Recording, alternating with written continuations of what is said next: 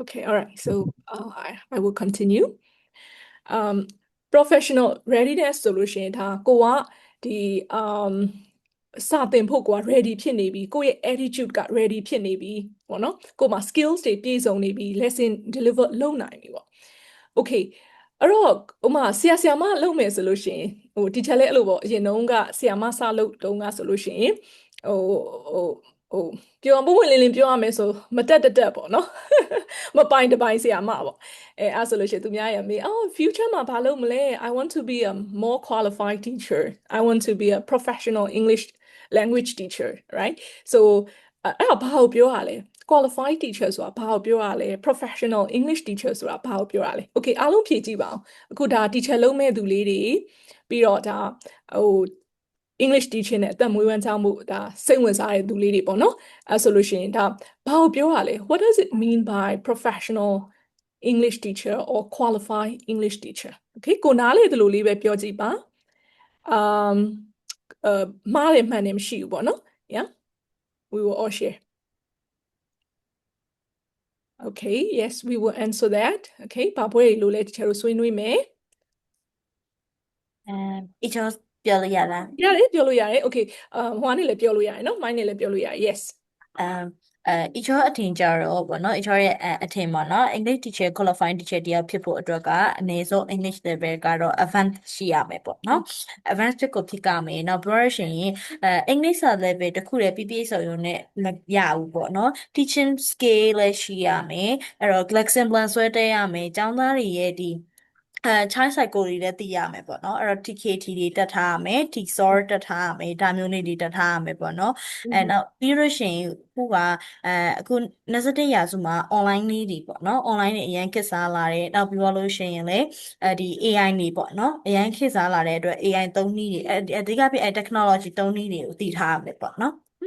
ဒါပါပဲရှင် Okay thank you so much for sharing yeah ဒါတော်တော်ပြည့်စုံတယ်ပေါ့နော်ဟုတ်တယ်လက်ခံပါတယ် English skill ရှိရမယ် teaching skill ရှိရမယ်ကို့မှာ skill ရှိနေရတယ်မဟုတ်သေးဘူးကိုကဒီ skills တွေကိုတက်တည်ပြရမယ်အထောက်အထားတွေလိုတယ်ပေါ့နော်အထောက်အထားဆိုရင်အဲ့အတွက်ပဲကိုကဒီလက်မှတ်တွေပေါ့နော်ဆောနာဒီချက်လေး share သွားတဲ့လက်မှတ်တွေဒါတွေလိုအပ်တယ်ပေါ့နော် yes ဟုတ်တယ်Okay အပြည့်ဖြည့်ထားမယ်ကိုလုံးမဲ့အလုပ်အတွက်ကိုအပြည့်ဖြည့်ထားမယ် That's right yeah အဲ့တော့ဟိုဆရာမလုပ်ပြီဆိုကြတဲ့ဟိုကဒါlearning ကိုစိတ်ဝင်စားလို့ဟုတ်တယ်မလားစာလေးလာရတာကိုကြိုက်တယ်စာဖတ်နေရတာကိုကြိုက်တယ် Okay သင်ယူရတာကိုကြိုက်တယ်ပေါ့နော်ဒါကြောင့်မို့ပဲကိုကဟိုဆရာမလုပ်ကြတယ်လို့အများအားဖြင့်ထင်တယ်ပေါ့နော်ဟုတ်လားမသိမှန်လားဒီချက်ပြောမှန်လား or am I မှ general န်ပါတယ် မှန်ရှင် Okay မှန်ပါတယ်ရှင် Okay လုံးဝမမှန်ဘူးဆိုရင်တော့မှဒါ partly true ပေါ့နော်ပြီးတော့ဆရာမဆိုတာလေပြီးတော့ဒီချက်နောက်တစ်ခုနားလဲတာကကြတော့ဒီဘယ်လိုပြောမလဲစေတနာကောင်းကြတယ်အများအားဖြင့်ပေါ့နော်ဟိုအများအားဖြင့်အခုကတော့ဒါဆရာစောနာပြောသွားသလိုပေါ့နော်အခုခေတ်ဆရာမတွေကငွေရှာလဲတော်တယ်ပေါ့နော်ဒါပေမဲ့ဆရာမလုပ်မယ်ဆိုသူများကိုပြန်တင်ပေးလို့တဲ့စိတ်ပေါ့ပြန် share ပေးမဲ့စိတ်ရှိတဲ့အတွက်ကြောင့်ဆရာမတွေကအများအားဖြင့်ဒါစေတနာကောင်းကြတယ်အထူးသဖြင့်ဆိုဒီချက်ထင်တာမြန်မာပြည်ကဆရာမတွေဆိုလို့ရှိရင်တော်တော်စိတ်ထားစိတ်စေတနာကောင်းကြတယ်ပေါ့နော်အဲ့လိုမျိုးပေါ့အဲ့ဒါကြောင့်မို့လဲဒါဟို teaching ကိုဒါရွေးကြတယ်ပေါ့နော်ဒါပေမဲ့လည်းကိုမှာပညာပြည့်စုံနေပါစေကိုမှာဘလောက်ပဲစိတ်စေတနာပြည့်စုံနေပါစေကိုကတကယ်လို့ကိုအသက်မွေးဝမ်းချောင်းအတွက်ကိုကဒါပတ်စံရှာဖို့လိုလာပြီဟုတ်တယ်မလားနော်အလုံးလုံးဖို့လိုလာပြီဆိုလို့ရှိရင်ကိုအလုံးလုံးမဲ့နေရာတွေပေါ်မှာမူတည်ပြီးတော့ကိုရဲ့ဒီ professional qualifications တွေကကိုဒါမြင့်ရမယ်ပေါ့နော်အခုနောက်ပိုင်းဆိုလို့ရှိရင်လူငယ်တွေကအရန်တော်လာကြတယ်အရန်တော်လာတဲ့အခါမှာဟိုဆရာမတွေကလည်းဘာဖြစ်နေအောင်လဲချန်ပီယံဖြစ်နေရမယ်ပေါ့နော်ဒါမှပဲကိုရီးယားစောနာဆရာပြောသလိုဒီမှာတယောက် share ထားတာပေါ့နော်ဆရာတယောက် share ထားတဲ့ပုံစံလေးကကိုအပြည့်ဖြည့်ထားမှပဲကိုကသူများတွေကိုပြန်ပြီးတော့ဒါကိုကဖြည့်ပေးရမယ်ပေါ့နော် alright so ဥပမာ teacher တို့ကစောနာဟို subject expertise ကိုပြောလိုက်တယ်ဆိုလို့ရှိရင်ဒါကိုကဘာသိလဲပေါ့ what you know ပေါ့နော်pedagogical skills ကိုပြောလိုက်မယ်ဆိုလို့ရှိရင်ဒါ teaching skill ဟုတ်လားအဲ့ဒါ what can you do ကိုကဘာလုပ်ပေးနိုင်လဲပေါ့နော်ဘာလုပ်ပေးနိုင်လဲပြီးတော့ဒီ professional readiness ကိုပြောမယ်ဆိုလို့ရှိရင် how we perform professionally နော်ကိုက professionally ဘယ်လို perform လုပ်မလဲပေါ့နော် okay all right now let's move on okay ဒါလေးရမပြောတော့ဘူးเนาะစောနာပြောထားပြီးသား all right so qualifications ကိုဒီထဲကိုပြန်ပြောမယ်ဆိုလို့ရှိရင်ဒါ formal informal ရှိမယ်ပေါ့เนาะဟိုဥမာထားပါတော့ဒီချက်ဘဝကိုပြန်ပြီးတော့ဒါ teacher လောက်လာတဲ့experience တွေကိုပြန်ပြီးတော့ recall လုပ်ရမယ်ဆိုလို့ရှိရင်ဆီယမဘာလို့လုပ်လဲဆိုတော့တကယ်တမ်းကျတော့ကိုကလမ်းပြောင်းနေတာလမ်းပြောင်းနေတဲ့အချိန်မှာကိုကအင်္ဂလိပ်စာမေဂျာနဲ့ဘွဲရပါတော့ဒါပေမဲ့စိတ်ကလေးနေတာပေါ့ဘာလို့မှမသိဘူးပေါ့ဟိုလိုဒီလိုတဲ့ဆိုတော့အဲ့မှာကိုက English school တခုတက်တယ်တောင်ကြီးမှာပေါ့နော်ဒီချက်တောင်ကြီးမှာကြီးရဲ့အတွက်ကြောင့်English school တက်တဲ့အခါမှာအဲ့ဒီမှာအဲ့ဆရာမကိုရဲ့ teacher ပဲသူတို့ summer English program ဖွင့်မယ်တဲ့assistant teacher လုပ်မလားတဲ့ဆိုပြီး assistant teacher လုပ်တာလောက်တော့အဲ့မှာ teacher နဲ့လုပ်ရင်းနဲ့အဲ့ချိန်မှာကိုကဆရာမလုပ်ရမယ်လို့ရည်မှန်းချက်မရှိဘဲနဲ့စတင်ကြည့်လိုက်တဲ့အခါမှာဒီမှာကိုဘယ်လိုပြောမလဲငါမစိုးပဲပေါ့စတင်တတ်တယ်ပေါ့နော်ပြီးတော့ဒီအလုပ်လုပ်ရတာငါပျော့တယ်ပေါ့အဲ့လိုမျိုးအဲ့ကနေပြီးတော့ဒီချက်စခဲ့တာပေါ့နော်ဒါပေမဲ့နေမှာလည်းဖြစ်တယ်ပြီးတော့အဲ့ခေတ်တုန်းကကြတော့ဒီလိုဘယ်လိုပြောမလဲ resource တွေပါလေရှားတယ်ပေါ့နော်အဲ့ဒီခါမှာဒီချက် informal နဲ့ပဲဒါကို qualify ဖြစ်အောင်စူးစမ်းခဲ့ရတာပေါ့နော်အဲ့မှာအဲ့တော့informal နဲ့ကိုကဘယ်လိုစူးစမ်းခဲ့တာလဲဆိုလို့ရှိရင် sorry ဒီကိုလမ်းကိုဖောက်ရတာပေါ့ကိုရနိုင်တဲ့ resource တွေကိုသုံးတယ်ပေါ့အဲ့မှာဆိုလို့ရှိရင်ကိုရဲ့မြင်စရာပေါ့မြင်စရာတွေဘယ်လိုသင်လဲပြီးတော့အဲ့မှာသူတို့ library ထဲမှာဒီ teaching နဲ့ပတ်သက်တဲ့စာအုပ်ကလေးတွေကိုဘာသာကိုဖတ်တယ်ပြီးတော့ internet ထဲသွားတယ် internet ဆိုလို့ရှိရင်အဲ့တော့ site မှာသုံးရတဲ့ခေတ်ကိုအဲ့တော့ internet site သွားမယ်သွားပြီးအခါမှာအဲ့လိုဟိုရှာဒီရှာပေါ့အဲ့လိုမျိုးလေးတွေဖတ်တယ်မှတ်တယ်ပေါ့နော်ပြီးတော့အဲ့teacher ကြီးပေါ့နော်teacher ကြီးသင်တဲ့lesson တွေပေါ့ဟာသူကဒီလိုသင်လိုက်တယ်ဒီလိုရှင်းလိုက်တယ်ကိုက assistant teacher လုပ်နေနဲ့ observation ဝင်လို့ရတဲ့အတွက်သူ့ teaching လေးတွေကိုမှတ်ထားပြီးတော့သူ့ရှေ့ကနေပြီးတော့ကိုကအများကြီးသင်ယူတာပေါ့နော်အဲ့ဒီမှာအရန်ရည်ရတာသူကကို teacher ဖြစ်တယ်ပြီးတော့သူသင်တဲ့ဟာကိုပဲကြည့်ပြီးတော့ကိုကလည်းဘယ်လိုပြောမလဲဟိုဖြစ်လာတဲ့အခါကျတော့သူ teaching style ပဲလုံးဝသင်တာ alright so တခြားဟာကိုက expose မဖြစ်ဘူးတဲ့အတွက်ကြောင့်ပေါ့နော်သူသင်တဲ့ပုံစံမျိုးကိုကပြန်သင်တာပေါ့ right အဲ့တော့teacher တို့တွေဆိုလို့ရှိရင်လည်းဒီလိုပဲဖြစ်နေမယ်ထင်တယ်ကျွန်မထင်တာလေformal qualification မရှိပေမဲ့လည်းဒါကိုတက်တလောက်မှတ်တလောက်ကိုလေးလာထားတဲ့ဟာလေးတွေနဲ့ပေါ့နော်ဒါ self learning လုပ်ပြီးတော့မှဒါကိုqualify ဖြစ်အောင်လုပ်နေကြတယ်ပေါ့နော်ဒါလေးကတော့ဒါ independent learning ပေါ့ဒါပေမဲ့အခုကျတော့ဘာဖြစ်လာလဲဆိုတော့ free course တွေရှိတယ်စာအုပ်တွေ materials တွေကဒါ internet မှာလည်းရတယ်ပေါ့နော်ပြီးတော့ AI ပေါ်လာတယ်ဆိုတော့ကိုကအချိန်ပေးသလောက်ကိုကရှာဖွေနိုင်သလောက်ပေါ့နော် research skills ပေါ့နော် research skills ရဲ့ curiosity ရဲ့ပြီးတော့ကို့မှာအချိန်ရှိရဆိုလို့ရှိရင် time is also very important right ဒါပေမဲ့ကိုကအလုပ်တွေအများများပြီးတော့လေးလာချင်ပါတယ်အချိန်မပေးနိုင်ဘူးဆိုလို့ရှိရင်ဒါဒီlearning ကတိတ်ပြီးတော့မဖြစ်နိုင်ဘူးပေါ့နော်ဒါပေမဲ့ဆရာမတွေဆိုလို့ရှိရင်ဒါကြီးအကုန်လုံးဒီလိုပဲအားလုံးအနေနဲ့အများပေါ့နော်လေးလာကြရလို့ထင်တာပေါ့နော်ဟေးနောက်တစ်ခုကကြတော့ training courses တွေပေါ့နော် formal okay ဒါလေးကိုကြာဒီချက် formal လို့ပဲပြောလိုက်မယ်နော် training courses တွေကဒါပေမဲ့ဒီဟာတွေကကျ formula မဟုတ်ဘူးเนาะဆရာမတယောက်ဖြစ်ဖို့ဒီလို qualifications တွေရှိမှဒီလိုဟာတွေတက်မှပဲဆရာမခေါင်းဖြစ်နိုင်မယ် professional English language teacher ဖြစ်နိုင်မယ်ဆိုတော့ဒါ formula မဟုတ်ဘူးဒါကကိုဆောင်တင်တယ်လို့ဆောင်အချိန်ကာလနဲ့အနေနဲ့လည်းပြောင်းလဲနိုင်တယ်ပေါ့နော်ဒါကတော့ဒီချက်ရဲ့အတွေ့အကြုံအခုခေတ်အခြေအနေအရပြီးတော့ဒါဒီလိုမျိုးinternationally သတ်မှတ်ထားတဲ့အတွက်ကြောင့်မို့ဒါကိုအခြေခံပြီးတော့ဒီချက်ပြောတာပေါ့နော် alright so formal ဆိုလို့ရှိရင် English teacher ဖြစ်မယ်ဆိုလို့ရှိရင်ဒီ qualifications လေးကိုဒီချက်ထည့်ပြောမယ်ပေါ့နော် alright so ဒီထဲမှာဘာတွေဘယ် qualifications တွေဘယ် training courses တွေကိုကကြားဖူးလဲကိုတက်ဖူးလဲ okay type လုပ်ရင် chat မှာ type လုပ်ရင်လည်းရတယ်ဒါမှမဟုတ်လို့ရှိရင်အခုအတန်နဲ့ share လည်းရတယ်နော်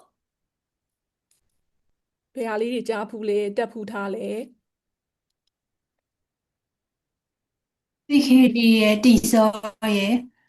C ရဲ့ theta ရဲ့ theta ရဲ့ကြောက်ပါရှင်ကြားဖူးပါတယ် okay right ဆီယာမလုံးမဲ့သူတွေဆိုလို့ရှိရင်ဒါတော်တော်များများအနေနဲ့အများပေါ့နော်တီမီခေါင်းမီလေးရှိကြမယ် yeah ဟုတ်တယ်နော် alright so အဲ့ TKT နဲ့ပတ်သက်ပြီးတော့ဒီချက်ဘုံကမှာမမေ့နိုင်တဲ့အဖြစ်ပြက်တစ်ခုရှိရပေါ့နော်အဲ့ဒါလေးပါလဲဆိုတော့ဟိုအဲ့တော့ကိုကတောင်ကြီးကနေရလာတာပေါ့နေရလာတော့ရန်ကုန်မြို့မှာဆီယာမလုပ်မယ်ဆိုပြီးတော့ပြောင်းလာလွန်ခဲ့တဲ့12နှစ်13နှစ်ကပေါ့နော်အဲ့မှာပြောင်းလာတော့ဟိုဘာတော့ဟိုဒီချက်မှာဆိုလို့ရှိရင် experience ရှိရဆောနာဟိုပြောသလိုပေါ့နော်ဒါပေမဲ့ teaching qualification လက်မှတ်တွေပါမရှိဘူးပေါ့ဆရာမပေါက်စားဖို့ကတော့အဲ့ဒါနဲ့ဟိုအဲ့တုန်းကဆိုလို့ရှိရင်ဒီကျတော့အပတ်တိုင်းစနေနေ့တိုင်းဆိုလို့ရှိရင်အဲ့လို teaching workshop တွေလုပ်တာရှိရ international schools တွေမှာဒီ British Council ကနေပြီးတော့ဦးစီးပြီးတော့အရန်ကောင်းတဲ့အဲ့ဟာတွေလိုက်တက်တာပေါ့နော်အပတ်တိုင်း free လုပ်ပေးတာအခုတော့အဲ့ program လေးမရှိတော့ဒါပေမဲ့အခုတော့ internet မှာအများကြီးလေ့လာလို့ရတာပေါ့နော်အဲ့မှာတော့တက်တော့ခါကြတော့အဲ့လိုတခြားဆရာမလေးတွေနဲ့တွေ့ကြတာပေါ့အဲ့နဲ့တွေ့ကြသူတို့ကမေးရအော်နေကဘာလုပ်တာလဲအေးငါ English ဆရာမ I'm an English teacher ဟုတ်ပြီရဲ့နေကအဲ့ဆိုရင်နေ TKT ဖြေပြီးပြီလားတဲ့ဟဲ့ဘာကြီးလဲလောက်ကြပါအောင် TKT ဆိုတာဘာကြီးလဲမသိဘူး I don't know TKT လို့အဲ့လိုပြောလိုက်တဲ့အခါမှာသူကအရန်အော်သွား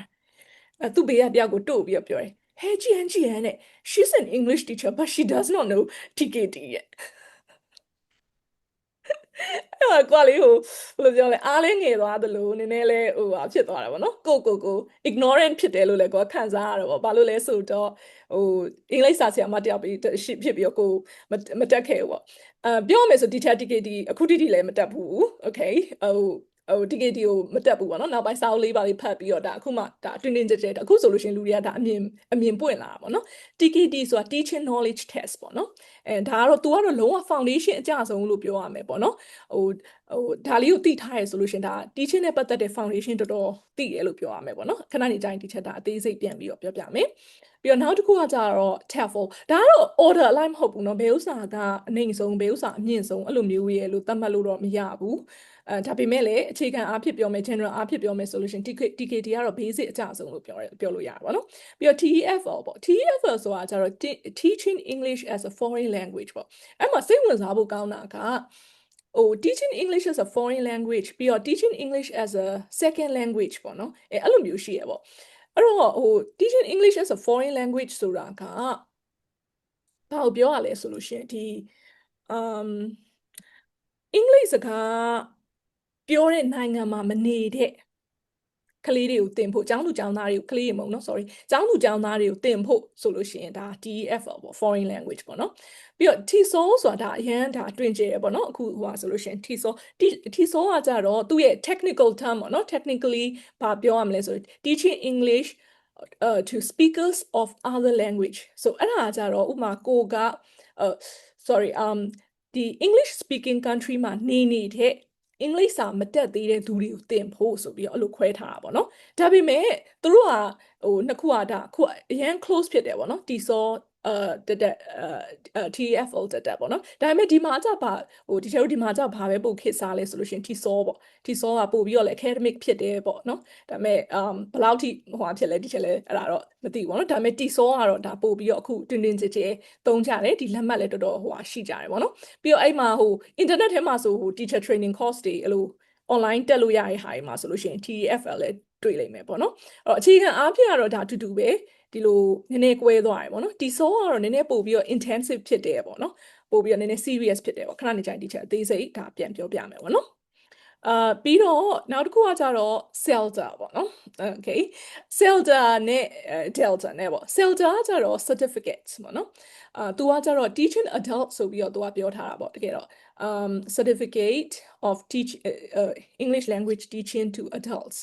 ဒါပေမဲ့လူကြီးတွေပဲသင်ရမယ်မဟုတ်ဘူးပေါ့နော်ဒီလို8 certificates အတိုင်းတော့မဟုတ်ဘူးဒါကလေးတွေသင်မလား teenagers တွေသင်မလားပေါ့အဲ့ဒါပေါ့နော်ပြီးလို့ရှိရင် CELTA ပြီးလို့ရှိရင်diploma ပေါ့ CELTA certificate ဆိုလို့ရှိရင်ဟိုက Delta ကျတော့ diploma ပေါ့နော်diploma ပြီးတော့တကယ်လို့ဒီလက်မှတ်တွေနဲ့မှမဟုတ်ဘူးဆိုလို့ရှိရင်ဥမာဆရာအောင်ကျော်ဖြိုးလို့ပေါ့ဆရာဆိုလို့ရှိရင်ဟိုဒီ English language teaching ကိုဒါ master ယူထားရပေါ့နော် master နဲ့ပြီးထားရပေါ့နော်ဆိုလို့ရှိရင်ဒါ degree program ပေါ့နော် master degree PhD ယူချင်တယ်ဆိုလို့ရှိရင်လည်းဒါ PhD ယူလို့ရတယ်ပေါ့နော်တချို့ကျောင်းတွေမှာဆိုလို့ရှိရင် teaching English ကိုဒါဟိုဟာနဲ့လည်းယူကြတယ်ပေါ့ BA programs ပေါ့အဲ့လိုလည်းတက်ကြတယ်ပေါ့နော်ဥပမာ teacher ဆိုလို့ရှိရင်တော့ English ကိုက teaching မဟုတ်ဘူးပေါ့နော်ဟို BA တက်ထားတာပေါ့ BA English ပေါ့အများအားဖြင့်လည်းဆရာမလုပ်မယ်ဆိုလို့ရှိရင်ဒါ BA English တက်ကြတယ်ပေါ့ဒီချာတို့ခေတ်တုန်းကပေါ့အခုခေတ်ကတော့အဲ့လိုဟုတ်ချင်မှဟုတ်တော့မှာပေါ့နော်အများအားဖြင့်တော့ BA English တက်တယ်ဆိုလို့ရှိရင်တော့ဒါဆရာမလုပ်ကြရတယ်ပေါ့နော်အဲ့လိုပေါ့ပြီးတော့ဒီdiplomas တွေပေါ့နော်ဟိုအပြင်က diplomas တွေတက်ပြီးတော့မှဒါဆရာမလုပ်ကြရတယ်ပေါ့အဲ့လိုမျိုးရှိရပေါ့နော်ဒါကတော့ဒါ training courses ဒါprofessional certificates and ဟိုပါပေါ့နော် qualifications ပေါ့နော် okay so တော့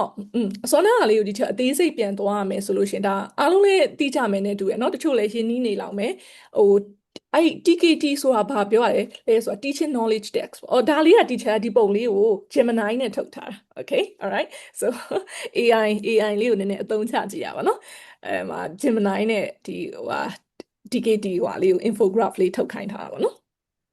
ဆိုတော့သူက teaching knowledge test ပေါ့နော်ဆိုရင် teacher တို့ဆိုလို့ရှင်တော့ဒါနောက်သူများမေးရင်တော့ဒါဖြေတတ်လို့ရရင် teacher နွေးလို့တော့မဖြစ်တော့ဘူးပေါ့နော် what is TKT ဆိုရ okay အဲ့မှာ तू က TKT မှာသူက3မျိုးရှိတယ်အကြမ်းအဖြစ်3မျိုးရှိတယ်လို့ပြောလိုက်မယ်ပေါ့နော်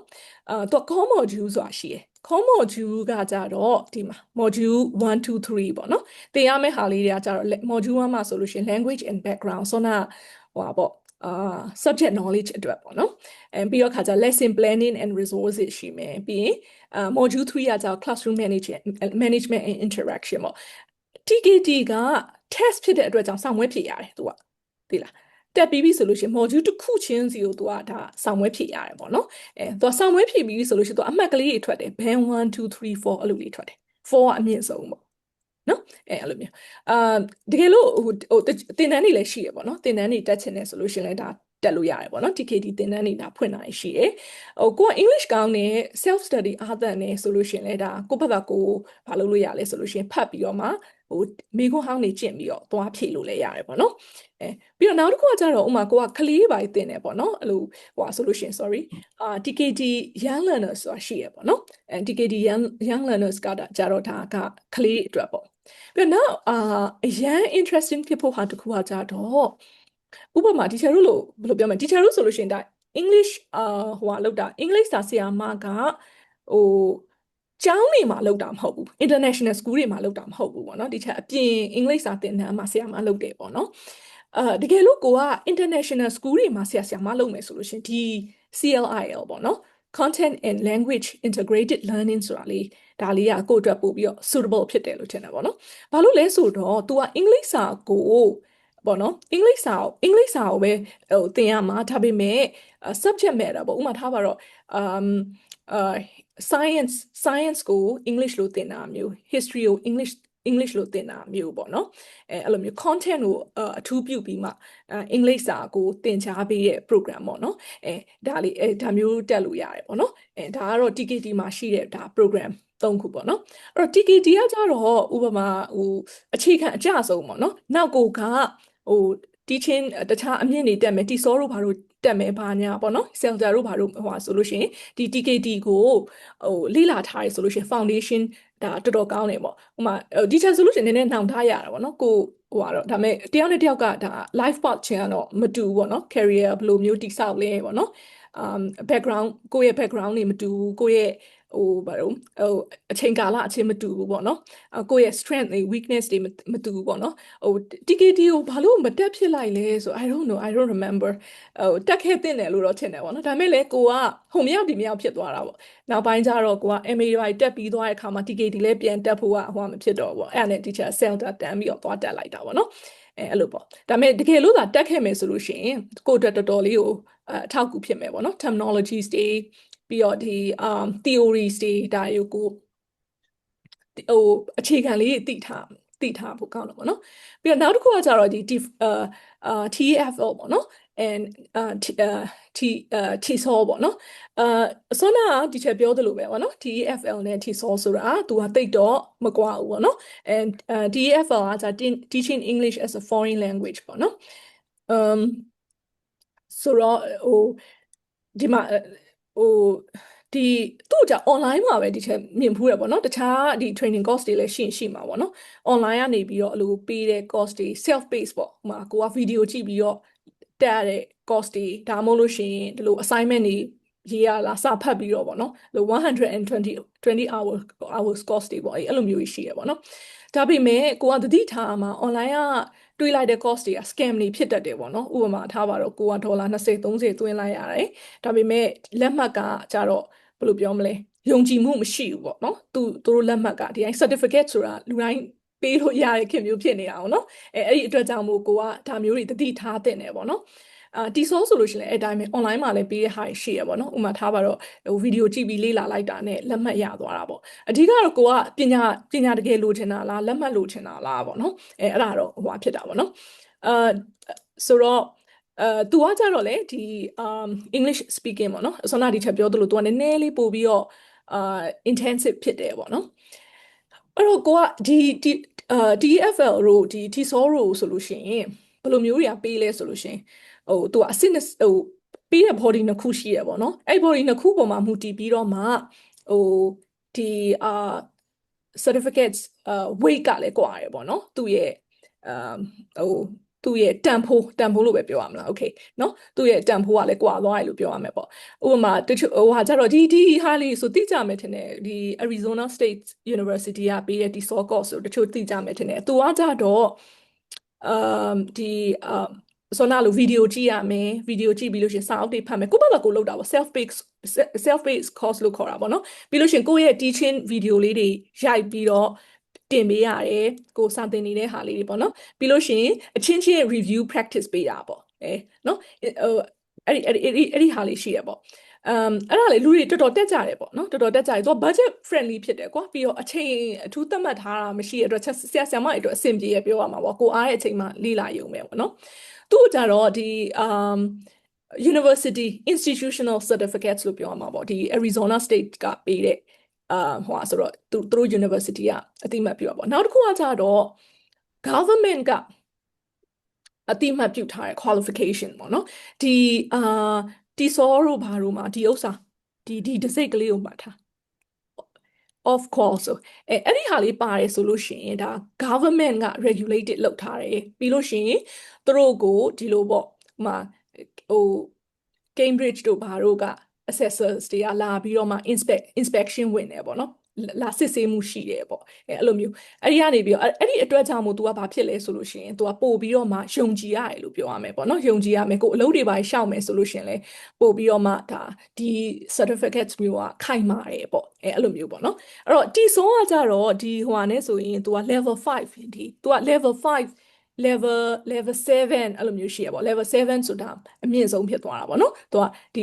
off call level 5ပေါ့ဒီဟာ Arizona တို့ဘာလို့ကြတော့အဲ့ဒါလေးမပါဘူးပေါ့နော်အဲ့လိုမျိုးဒါလေးဆိုလို့ရှင်ဒါဟိုဖြစ်တယ်အဲ့ဒီအတွက်ကြောင့်မို့ဒီ off call level 5လုပ်မယ်ဆိုလို့ရှင်လေ self based လုပ်ရတဲ့ course တွေမဟုတ်ဘဲねသူကလည်း strict ဖြစ်တယ်ဟိုမှာဟို teaching practice တွေတကယ်လုပ်ပြရတယ်တကယ်ပြီးတော့အမှတ်ပေးတယ်ကို assess လုပ်တယ်ပြီးလို့ရှင်တကယ်ဟိုသူတို့ဟိုဟာပေါ့သူတို့ organization အတိမတ်ပြုထားတဲ့ organization ကဒီဝင်ရောက်စစ်ဆေးတာပေါ့နော်ဝင်ရောက်စစ်ဆေးပြီးကိုကြီးကြပ်တာကိုရဲ့ teaching ကိုဝင်ပြီး assess လုပ်တာအဲ့လိုမျိုးတွေရှိရပေါ့နော်ဒါကတော့ဒါတီဆောပေါ့နော် okay so တီဆောတက်မယ်ဆိုလို့ရှင်တီဆောကဘာလို့ကောင်းလဲဆိုလို့ရှင်သူကလည်းဒီဘယ်လိုပြောမလဲအဓိကတော့ဟို teaching practice လည်းပါတယ် theory တွေလည်းတော်တော်ပါတယ်ပေါ့နော် TKD က foundation ဆိုလို့ရှင်တီဆောကကြတော့ပို့ပြီးတော့ in depth သွားတယ်ပေါ့ပို့ပြီးတော့ intensive ဖြစ်တယ်ပေါ့နော်ဆိုတော့ဒါတီဆောကမဆိုးဒါပေမဲ့ teacher လည်းတီဆောလည်းမတက်ဘူးပါဘူးအခုမှပဲဒီ course တွေကလည်းပို့ပြီးတော့မှတွင်တွင်ကြဲကြဲရှိလာပါ teacher တို့တော့ဆိုတက်ချင်လို့တောင်မှဘယ်နာတက်အောင်လဲလည်းမသိဘူးပေါ့နော်အဲ့လိုလေးရှိရပါဆိုတော့ဒီ course အခုအတီဆောကောင်းတယ်အကြောင်းမှဆိုလို့ရှိရင်လည်းဆရာမတွေကိုအကြောင်းဆရာမတွေကို TKD အရင်တက်ခိုင်းတယ်လေ့လာခိုင်းတယ်ပေါ့နော်ဖြည့်ခိုင်းတယ်ပြီးမှသူတို့ကိုဒီတီဆောပေါ့တီဆောဟိုပေးတတ်တယ်ပေါ့ဒီဆိုကိုဘာသဘောကြလဲဆိုတော့ तू က budget friendly ဖြစ်တယ်ကွာ Zelda ဆိုလို့ရှိရင်တော်တော်လေးကိုဈေးကြီးရပေါ့နော်ဈေးကြီးရလို့ပြောရမှာပေါ့နော်ကိုယ့်ရဲ့ဟိုဒီချာတို့ဒီဟိုဟာနဲ့ပြောရမယ်ဆိုလို့ရှိရင်ပေါ့နော်အဲ့တော့ဒီဆိုဟိုဟာဖြစ်တယ်ဆိုကောင်းပြီးတော့ Zelda မတက်ခင်ပေါ့တချို့ကြလည်းအချိန်ယူခြင်းနဲ့ ပို့ပြီးတော့ပြင်ဆင်ခြင်းနဲ့ဆိုလို့ရှင်လဲဒါဒီဆောကိုအဲ့လို foundation ပုံစံမျိုးလေးပေါ့ DKT ပြီးရင်ဒီဆောအဲ့လိုလေးတက်ကြတယ်ပြီးမှ Celta သွားရတယ်ပေါ့နော်ဒါပေမဲ့အဲ့ဒါ formula မဟုတ်ဘူးနော် formula မဟုတ်ဘူးကိုယ်အဆင်ပြေသလိုဒါဟိုဟာလုပ်လို့ရတယ်ပေါ့နော် okay နောက်တစ်ခုကじゃ Celta ပေါ့ alright so Celta ကကြတော့ဆိုတော့ဒီ Cambridge ကပေးတာပေါ့နော်Cambridge ကပေးတာ Celta နဲ့ဒီ Delta နဲ့ပေါ့တော့ Cambridge University ကနေပြီးတော့သူတို့အဲ့ Cambridge Assessment English ဆိုပြီးတော့ department ပေါ့နော်branch တစ်ခုရှိရပေါ့အဲ့ဒီကနေပြီးတော့ဒီသူတို့ကဒီလိုစာမွဲတွေဘာတွေလုပ်တယ်ပေါ့မှာ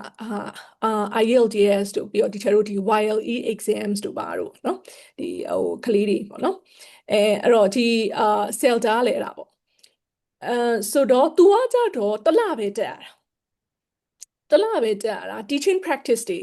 လောက်ရတယ်တော်တော်လောက်ရတယ်ပေါ့ Celta ဘာအတွက်ကောင်းလဲဆိုလို့ရှိရင် practicum အတွက်ကောင်းတယ်ပေါ့နော်တကယ် experience လိုချင်တဲ့သူတွေအတွက်ကောင်းတယ်ပေါ့ तू ကကြတော့ဟိုဘယ်လိုပြောမလဲဟိုသူတို့နိုင်ငံခြားသားတွေတချို့နိုင်ငံခြားသားတွေပေါ့ဥမာထားပါတော့တခြားဒီလိုမျိုးနိုင်ငံတွေမှာဟို English ဟို English စာတင်ပေးဖို့ပေါ့အဲ့လိုမျိုးအတွက်ပေါ့အင်္ဂလိပ်စကားကတော့သူတို့တက်တယ်ဒါပေမဲ့ teaching skills သူတို့မတက်တဲ့အတွက်ကြောင့် intensive ပေါ့တစ်လားလောက်နဲ့သူတို့ teaching experience ပေးပြီးတော့ certificates ပေးပြီးတော့သူတို့ဆရာလုပ်ဖို့ပြင်ဆင်ပေးတာပေါ့နော်ဒါပေမဲ့လေဟိုကိုရီတက်တယ်ဆိုလို့ရှင်လဲဒါ English teacher ဖြစ်ချင်တဲ့သူတွေတက်တယ်ဆိုလို့ရှင်လဲဒါတော်တော်လေးကိုဒါထိရောက်တယ်ပြောရမှာပေါ့နော်teacher Celta တန်းပြီးတော့တက်လိုက်တာဆိုတော့ Celta တက်တဲ့အခါမှာကိုယ့်အတွက်ဒါတော်တော်မျက်စိပွင့်သွားတယ်ပေါ့တစ်လပဲတက်တယ်ဆိုပေမဲ့လေကိုယ့်အတွက်တော့တော်တော်ထိရောက်တယ်ဟိုတော်တော်လေးကိုဒီ teaching styles တွေပါကိုပြောင်းလဲသွားတယ်လို့ထင်တာပေါ့နော်ဆိုတော့ဘာကိုသင်တာလဲဆိုလို့ရှင်ဒီ learners and context ပါမယ်ပြီးတော့ language တွေဘယ်လို analyze လုပ်ရမလဲเนาะဒီgrammar vocabulary ဒါဘယ်လိုမျိုး lesson တွေပြင်ဆင်ရမလဲဘယ်လိုပို့ချရမလဲပေါ့နော်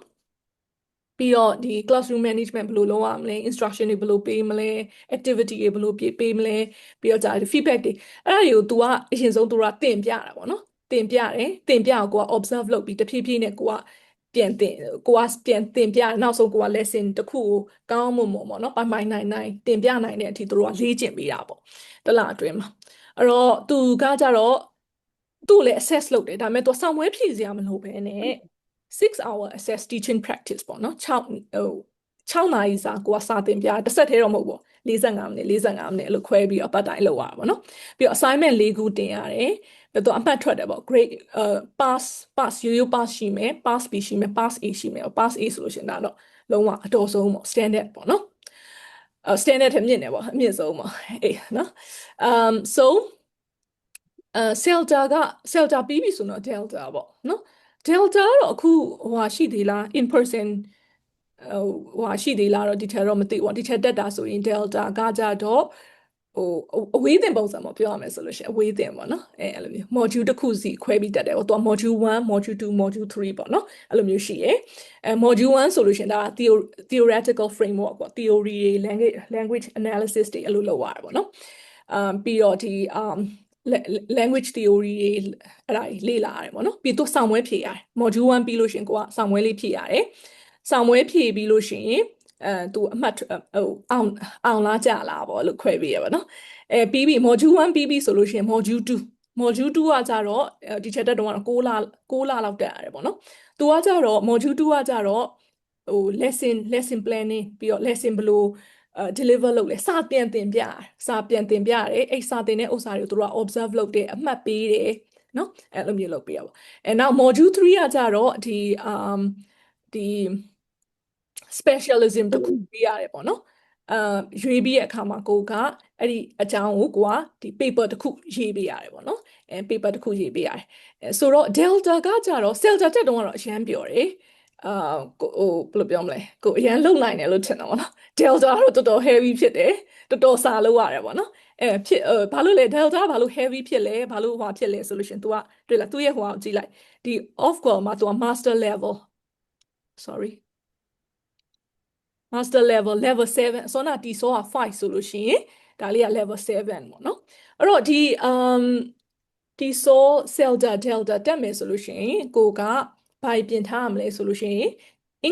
English skills ကအရင် important ဖြစ်တယ်ပေါ့နော် English ကဒါ C1 လောက်ရှိရဆိုမှဒီ course ကိုနိုင်နေတက်နိုင်မယ်လို့ထင်တာပေါ့နော်ဒီချက်ထင်တာတော့ဒါပေမဲ့ဟိုရပါတယ် B2 လို့ဘာလို့ရှိလဲတက်တယ်ဒါပေမဲ့ကိုကဒီ job market ထဲကိုဝင်မယ်ဆိုလို့ရှိရင်ဒီလက်မှတ်တွေလည်းရှိရကို English skills ကလည်းပြည့်နေမှာပဲကိုကဒီ job market မှာကိုကမျက်နှာရမှာပေါ့နော်ပို့ကိုအတွက်အလုပ်အကိုင်ခွင့်လန်းပို့ပြီးတော့မှပို့ပြီးတော့ရမယ်လို့ဒီချက်ထင်တယ်ပေါ့နော်အဲ့ဒါကြောင့်မို့ဒီလိုအလောက်ထိသွားခြင်းနဲ့ဆိုလို့ရှိရင်အဓိကအရင်ဆုံးကိုကမရှိသေးဘူးဆိုလို့ရှိရင် English skills ကိုအရင်ဖြည့်ပေါ့နော်ဥပမာ teacher ဆိုလို့ရှိရင်လည်းအခုဒါကျောင်းမှာကျောင်းကိုလုပ်တဲ့အခါမှာကျောင်းဟိုဆရာမကြီးလာကြတာပေါ့တချို့ကြာ qualification တွေတော်တော်ကောင်းနေဥပမာဘာလက်မှတ်တွေညာလက်မှတ်တွေရှိရပေါ့ဒါပေမဲ့ English skills ကကြာအားနည်းနေသေးတယ် English skills ကအားနည်းနေရဆိုလို့ရှိရင်ကိုကဒီလက်မှတ်ကြီးကိုကြည့်ပြီးတော့ပဲအလုပ်ကခန့်လို့မရဘူးပေါ့နော်ဘာလို့အဲ့လဲဆိုတော့ဒါစောနာ3ခုလုံးကဒါပြည့်နေမှာပေါ့တချို့ကြာလည်းဒီလို English skills တွေကောင်းနေဥမာဒါပေမဲ့တချို့ကြာလက်မှတ်လည်းရှိရဒါပေမဲ့စာသင်တဲ့အခါမှာဒီလက်မှတ်အတိုင်းဒါဘယ်လိုပြောမလဲကိုသင်စာကို deliver မလုပ်တတ်နေဘူးပေါ့နော်အဲ့လိုလေးလည်းရှိရပေါ့နော်အဲ့ဒါကြောင့်မို့ဟိုဥပမာ teacher တို့ဆိုအလုပ်ခန့်နေဆိုလို့ရှိရင်အဲ့ certificate တွေပါတိတ်မကြည့်ဒီချက်ကြောင်းကြတော့ဒါသေးတာပေါ့နော်ကြောင်းသေးတယ်ပဲပြောရမှာပေါ့ဆိုတော့အရင်ဟိုဖြစ်တဲ့ကြောင်းလည်းမဟုတ်ဘူးဆိုတော့ပြီးတော့ကိုယ်တိုင်ကလည်းဆရာမဖြစ်တဲ့အတွက်ကြောင့်ဆရာမကြီးဆိုလို့ရှိရင်လိုအပ်ရင်ပြန် training နောက်မှ training တွေပြန်ပို့ပေးတယ်ပြန်သင်ပေးတယ် CPD တွေလုပ်ပေးတယ်ဒါတွေကကြာ training ကလုပ်ပေးလို့ရတယ်ပေါ့အဲ့အတွက်ကြောင့်မို့ဒီထက်ကတော့ certificate တွေပါတိတ်ပြီးတော့မကြည့်ဘူးဟို passion ရှိတယ်အာသင်ယူလို့စိတ်ရှိတယ်ပြီးတော့ professionally grow ဖြစ်ချင်တဲ့သူတွေလူငယ်တွေဆိုလို့ရှိရင်ဒါအခွင့်အရေးပေးတာများတယ်ပေါ့နော်ပြီးမှကိုယ်တိုင်တေချာလေးဟိုကျောင်းမှာ training တွေပြန်လုပ်ပေးပြီးတော့မှအဲ့လိုမျိုးလေးစပေးတယ်ပေါ့နော်အဲ့လိုလည်းရှိရပေါ့ဒါမှမဟုတ်လို့ရှိရင်ကိုကလုံးဝဟိုဘယ်လိုပြောမလဲတကယ်ဟိုကျောင်းကြီးတွေပေါ့မှာ British Council တို့ဘာလို့မှသွားခြင်းတယ်ဆိုလို့ရှိရင်တော့ဒါဟို Celta တို့ Delta တို့ဒါတွေတက်ထားရဆိုလို့ရှိရင်တော့ဒါဘယ်နေရာမဆိုပေါ့ကိုကဟိုဝင်တိုးလို့ရတယ်ပေါ့ဒါပေမဲ့ဒီ Celta တို့ Delta တို့ကြတော့ဘာဖြစ်လဲဆိုတော့quite expensive ဈေးကြီးရလို့ပြောရမှာပေါ့နော်ဈေးကြီးရဲ့အတွက်ကြောင့်မို့ဟိုသူများတက်လို့ rush လုပ်ပြီးတော့ လိုက်တက်လိုက်ရတာထက်ကိုကတကယ်ပြင်ဆင်ပြီးတော့ကိုတကယ်လိုအပ်တဲ့အခါကိုဟိုဖြစ်ပြီးကို ready ဖြစ်တဲ့အခါမှာတက်ပေါ့နော်တက်တယ်ဆိုလို့ရှင်ဒါဟိုကိုအတွက်ကဒါပို့ပြီးတော့ဟိုဖြစ်မှာနောက်ပိုင်းကျဘာဖြစ်လာလဲဆိုတော့တချို့တွေက sales တက်လိုက်တယ်အလုံးမရအောင်ထင်တာက sales တက်လိုက်တယ်အလုံးအများကြီးရသွားမယ်အဲ့လိုထင်တာပေါ့နော်ဘာလို့လဲဆိုစောနာဒီချက်ပြောဆရာလည်းပြောသွားသလိုပေါ့နော် how to be a successful teacher အဲ့ဒါလေးတွေလည်းဒါကိုကနည်းနည်းလေးဟိုပို့ပြီးတော့ဒါတွေပါဟိုလေးလာထားပြီးတော့ ready ဖြစ်တဲ့အခါမှာပေါ့နော် right so ဒီ certificate တွေရှိမှ professional teacher ဖြစ်ရမှာမဟုတ်ဘူးဒီ certificate တွေရှိမှကိုအောင်မြင်သွားမှာလည်းမဟုတ်ဘူးဒါပေမဲ့မလို့အပ်ဘူးလားဆိုလို့ရှိရင်လည်း no they are quite important right okay ပြီးတော့ကိုကဒါတွေဟိုဒါမျိုးမတက်ဘူးကိုကဥပမာဟိုဟာတက်ချင်တယ်ဆိုလို့ရှိရင်လည်း MAT ဆိုနော်ပြီးတော့ဒီဟိုဟာတက်လို့ရတယ်ပေါ့နော်အဲ့ဒါတက်တယ်ဆိုလို့ရှိရင်ဒါဟိုအင်္ဂလိပ်စာဆရာမ professional path ကိုဒါရွှေ့လို့ရတယ်ပေါ့နော်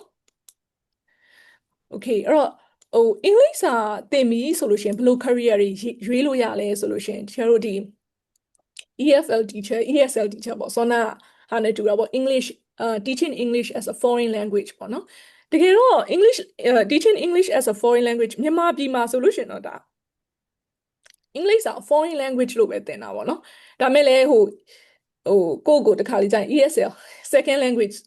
သင်တယ်လို့ပဲကိုကပြောကြတာပေါ့နော်ဒါမဲ့ဒီမှာတခုထားသတိထားမှာကဟို IGCSE လေ IGCSE မှာဆိုလို့ရှိရင် English as a first language EFL ပဲအဲ့ဒါကြတော့နော် English as a second language နဲ့ English as a first language ဆိုရှိတယ်အဲ့တော့ English as a first language ဆိုတာဘာကိုပြောရလဲတော့ပုံမြင့်သွား English as a first language က IGCSE မှာဆိုလို့ရှိရင်ကလေး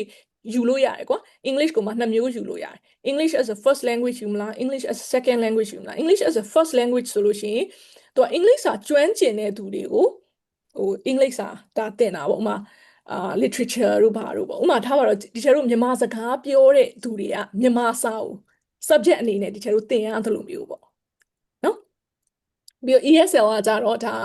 ဟို second language အနေနဲ့ဆိုလို့ရှိရင် functional language တို့ practical English တို့ပေါ့နော်ဒါကိုသင်ရတာပေါ့နော်အဲ့တော့ကိုကဟို English ဒီ ဘာတွေလုပ်လို့ရလဲ English teacher လုပ်လို့ရတယ်เนาะ international school တွေမှာ teacher လုပ်လို့ရတယ် professors လုပ်လို့ရတယ်เนาะ MA တို့ PhD တို့เนาะအဲ့ဒါပြီးထားရဆိုလို့ရှိရင်university မှာကို assistant lecturer professors เนาะ trainers researchers เนาะဒါအများကြီးဒါလုပ်လို့ရတယ်ပေါ့เนาะပြီးတော့ဒီ curriculum expert အဲ့လိုမျိုးတွေပေါ့နော်သူ့ရဲ့ဟိုအများကြီးရှိရပေါ့နော်ပြီးတော့ teacher trainers နော်ဒါတဆင့်ဒါအကုန်ကိုကတိုးသွားလို့ရတယ်ပေါ့ကိုယ့်ရဲ့ experience ကိုယ့်ရဲ့ qualifications ပေါ့မူတည်ပြီးတော့ပေါ့နော်ပြီးတော့ကိုကသင်မယ်ဆိုလို့ရှိရင် language centers တွေမှာသင်လို့ရတယ်ပေါ့နော် preschool ပြီးတော့preschool ဟိုမှာဆိုလို့ရှိရင်လည်းဒါ English အခုဆိုလို့ရှိရင် English ကောင်းတဲ့သူတွေပေါ့နော်အဲ့ preschool မှာ teacher ခေါ်ရပေါ့နော်လစာလည်းကောင်းကြတယ် early child care ပေါ့နော်ဒါပေမဲ့လည်းဟို English စာ teacher အနေနဲ့အဲ့မှာလည်းဒါကိုလုပ်လို့ရတယ်ပေါ့နော် international schools တွေမှာလုပ်လို့ရတယ် private tutoring အခုဆိုလို့ရှိရင်လူငယ်တွေကအရန်တော်နော် freelancing တွေအရန်လုပ်တယ် social media မှာကိုကျွမ်းကျင်တဲ့ဟာတွေပြပြီးတော့နော်ကိုဗီဒီယိုလေးတွေလုပ်ပြီးတော့ပေါ့နော်ဟိုဘယ်နေရာမှာမှမလုပ်တော့ကိုကသာကိုဟိုလုပ်လို့ရတယ်ပေါ့ဒါမျိုးကြီးဆိုလို့ရှိရင်လည်းတော်တော်လေးကိုဒါဟိုဖြစ်တယ်ပေါ့နော်ဒီ private tutoring freelancing ပေါ့နော်ဒါလေးလုပ်လို့ရတယ် online teaching နော်အခုဆိုလို့ရှိရင်ပြီးတော့ universities မှာလုပ်လို့ရတယ် college တွေမှာလုပ်လို့ရတယ်ပေါ့နော်ပြီးတော့ private school ပေါ့ teacher ကျန်ခဲ့ private school တွေမှာလည်းဒါ English teacher လုပ်လို့ရတယ်ပေါ့နော်ပြီးတော့ကိုတေပန်ဆိုလို့ရှိရင် early learners ဆိုလို့ရှိရင်ဒါ3 4 5နှစ်နော် young learners ဆို6နှစ်ကနေပြီးတော့73နှစ်ပြီးရင် teen ဆိုလို့ရှိရင်73နှစ်ကနေ18နှစ်ပြီးလို့ရှိရင်တော့18နှစ်အထက်ပေါ့ adults ပေါ့နော်တခါလေကြာရင်ကိုက senior students တွေရှိရပေါ့နော်ဒီချက်ကြောင့်မှဆိုအသက်80တယောက်တောင်မှအဲ့လိုလာတက်ဖူးရပေါ့နော်အဲ့တော့ဟိုလူကြီးတွေပေါ့နော် mature learners mature students ပေါ့ဒါမျိုးလေးသင်လို့ရတယ်ပေါ့နော် okayဆိုတော့ဘယ်လိုမျိုး English စာအမျိုးအစားတွေကသင်လို့ရလဲเนาะအဲ့တော့နောက်တစ်ခုဒီချက်ကြံသွားတာဒီ exam preparation class တွေကိုသင်လို့ရတယ်ပေါ့ဥပမာကိုက IELTS တို့ပါတို့ပေါ့เนาะအဲ့လိုမျိုးတွေစိတ်ဝင်စားရဆိုလို့ရှိရင် sorry IELTS သင်လို့ရတယ် TOEFL Duolingo TOEIC PET ဆိုတော့ဆရာအောင်ကျော်ပြောသွားတယ်လို့ပေါ့ကိုကဘယ်မှာကျွမ်းကျင်လဲ area တစ်ခုရွေးပြီးတော့ကိုရဲ့ niche ရှာပြီးတော့မှကိုကဒါသင်ကြားလို့ရတယ်ပေါ့နော်ပြီးတော့ Cambridge exam အခုဆိုတာဟိုတော်တော်လေးဟိုဟာဖြစ်တယ်ပေါ့နော်သင်ကြားတယ်ပေါ့နော်ဒီstarter mover flyer ဒါမှမဟုတ် FCE CAE ဒါလေးတွေပေါ့နော် exam preparation teaching သင်လို့ရတယ်ပြီးတော့ ESP ပေါ့ English for specific purpose ပေါ့ဒီမှာအသင်အများဆုံးကတော့ EAP ပေါ့ academic English ပေါ့ဥပမာ college တက်မဲ့ကလေးတွေနော် university တက်မဲ့ကလေးတွေဒါကိုက English ကို prepare လုပ်ပေး academic English ပေါ့နော်ပြီးတော့ဒီ EOP တို့ business English တို့ပေါ့နော်ဥပမာဆရာဝန်တွေကိုသင်မယ်ဆိုလို့ရှိရင် medical English ပေါ့အဲ့လိုမျိုးလေးတော့ရှိရပါတော့ဒါလေးလည်းကိုကပြန်ပြီးရွေးလို့ရတယ်ပေါ့နော်ပြီးတော့ general English ပေါ့ဒါကတော့ဟိုဒီထဲလို့ဆိုလည်းအကြောင်းမှာဒါအသင်တာပေါ့ general English ကိုအများအဖြစ်သင်တယ်ဒါကတော့တော်တော်များများမြန်မာပြည်က learners တွေသင်ကြတာပေါ့နော်စကားပြောတတ်အောင် communicate လုပ်တတ်အောင်ရေးနိုင်ပြောနိုင်စာဖတ်နိုင်အောင်ဒီမျိုးအခြေခံ English လေးတွေသင်ပြီးတဲ့ပုံစံမျိုးပေါ့နော်ဒါကတော့ general English okay all right so I guess you have a lot of questions right okay so အခုတော့ teacher တို့ Q&A question လေးကိုစပါမယ်